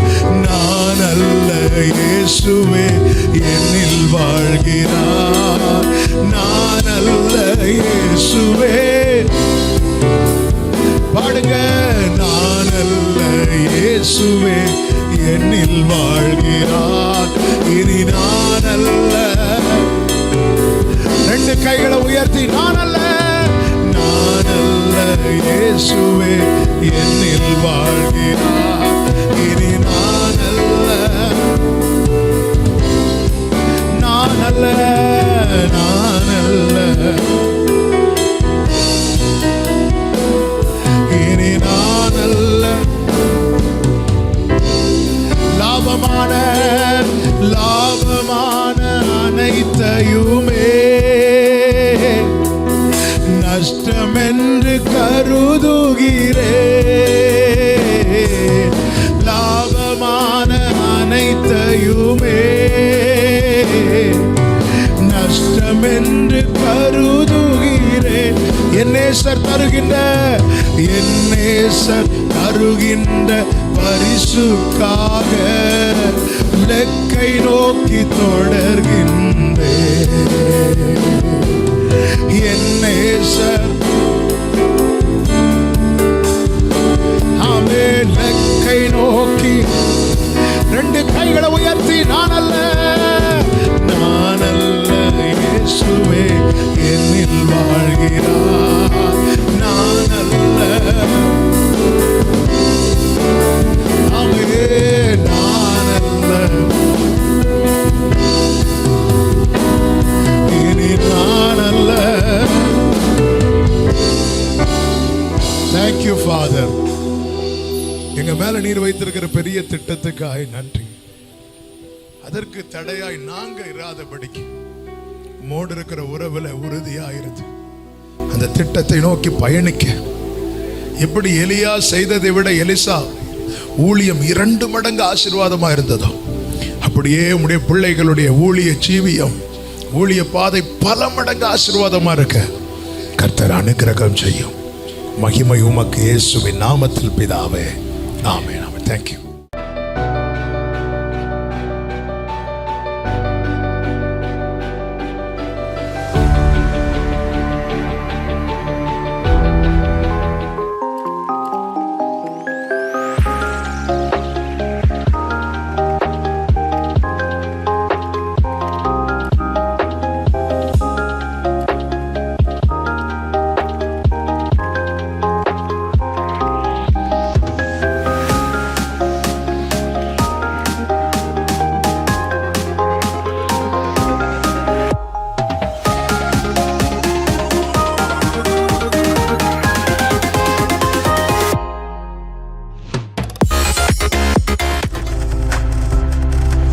நீங்கள் பார்த்து கொண்டிருப்பது உங்கள் ஜாய் டிவி. உங்கள் துக்கம் சந்தோஷமாய் மாறும்.